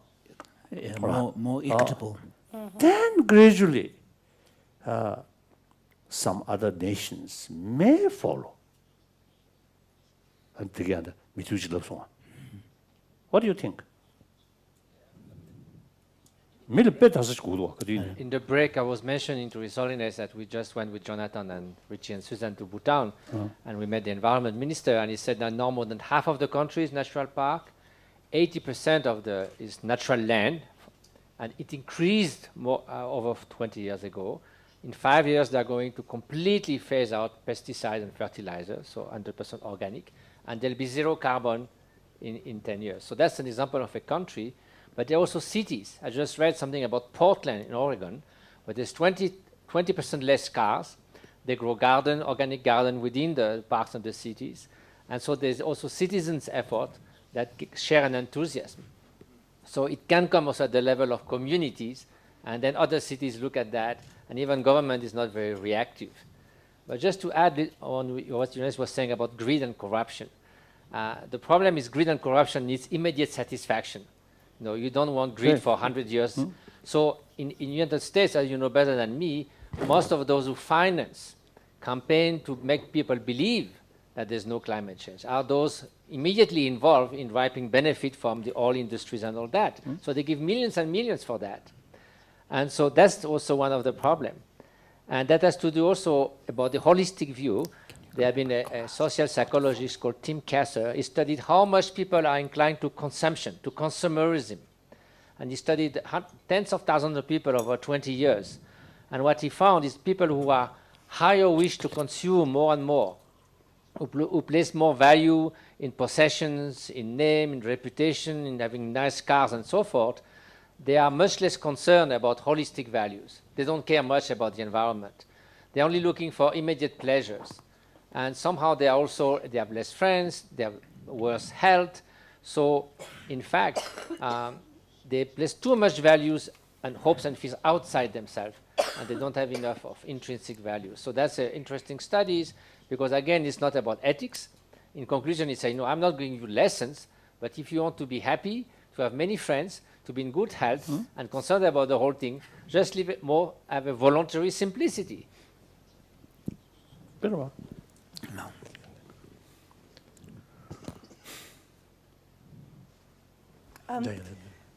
Yes, I think the question of India and China and people's aspirations for a motor vehicle or for other consumer items, I feel as though there's a question here about supposing we had a car that was all electric and used solar energy, would we then find that acceptable? So is it that we want to find ways for people to, is it okay for people to consume more if it doesn't damage the environment? That's the contradiction, because as Gregory will discuss tomorrow, there are ways to calculate the impact of different consumer goods, and maybe if that consumer good is low impact, does that make it acceptable? So I think that's one of the questions I have, because I know from my work in Latin America that for some people a car really is a better life. They can get to the hospital faster, they can take their children to school. So I think there are some very interesting questions there. And you've given me an idea with your Bhutan example, Mathieu and Jonathan, that we should do a paper on how Bhutan is staying within the planetary boundaries of an example of how you do that. Jonathan. Yes, just to follow up, Your Holiness, about the change in cities and talking about the automobile, which I'll be speaking to a little bit this afternoon. Sometimes it's not so good to have an automobile, especially in a big traffic jam. And the city in Colombia, Bogota, Colombia, a developing country, came to a point maybe 10 years ago when they had so much traffic that they didn't have enough capacity, and it was awful. And the Mayor Peñalosa of Bogota, was faced with a decision to either build more roads and highways or to take a cheaper route and to develop a bus train, take one lane away from the highway and turn it into a train. It's called Transmilia, a bus train. and a full system of better mass transportation and bicycle roads, bicycle paths. And this is a case study in a developing country where they actually made a decision to get away from the automobile. And there are now follow-up studies to see if the population is happier and healthier. We don't know the answer, but there are, as Machu said, some great positive developments across cities around the country. Chicago is one city that's very green, and building green roofs, living roofs, where on the one hand you, with vegetation on top of the building, you have less heat intensity. You also control all the rain, so you don't have rain and flooding and contamination. And so you've got multiple benefits from some of these interventions. So at the local level, there are some positive developments around the world. So it shows that there are things that can be done. As I mentioned earlier, the Estonia, from early morning, I noticed some cause of the City bus. City bus, there, no private cars. And then, of course, daytime increasing, but so this so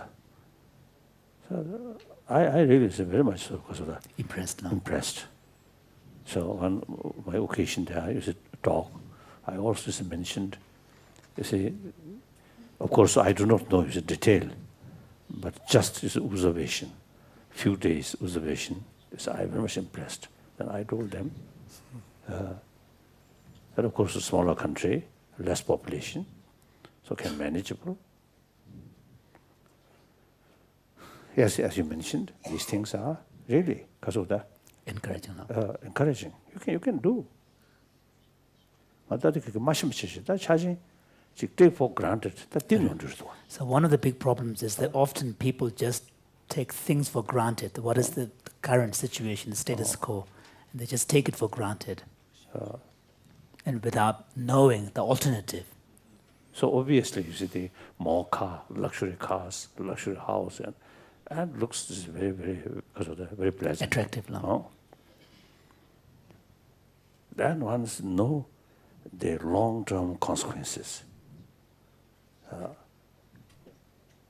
100,000 car, 100 million car, like that. Then at least some question, Yes, once you start thinking along those lines, and then there will be questions in your mind.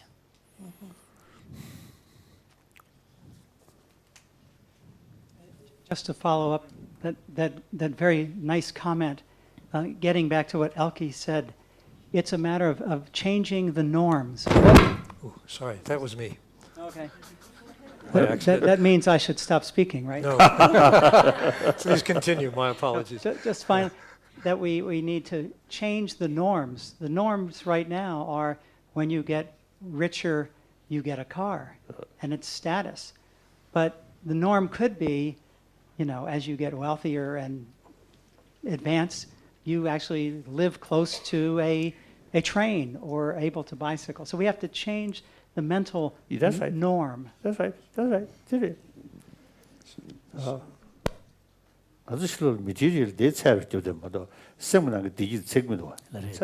So often what we do is we only use the material measurements of kind of a standard or quality of life, but we do not bring into the equation one's own internal sense of well-being, mental well-being. Quite often, among very rich sort of people, when we start talk at the beginning, more sort of nice words, then become more sort of closer. There are a lot of complaints. So actually, that person, very wealthy person, maybe billionaire, but very unhappy person. It's fact. It's true. Then those people who materially may not be very rich, Affluent slum.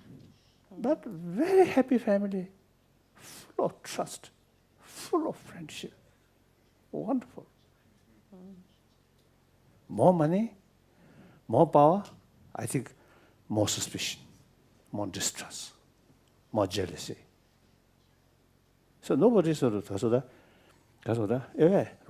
pay attention to these things. I think We're at our last minute. yeah, it's a last remark actually. People sometimes ask me how I can keep doing this science because it seems to have such depressing outcomes. But actually being a scientist makes me happy because it's so fascinating. Even though these things we're studying are very worrying, they're so interesting and intriguing that it's a very happy life to be a scientist, Right. I think. And on that note, we need to wrap up the morning because of time. But we've hit many of the themes that will continue through the week. It's been a very rich morning discussion. We've had some bad news and some good news, some very good news.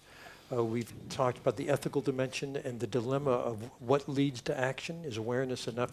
We will continue these issues, explore them more deeply as the week continues. Thank you, Your Holiness. Thank you. Thank you. Thank Wonderful. you very much. Thank you.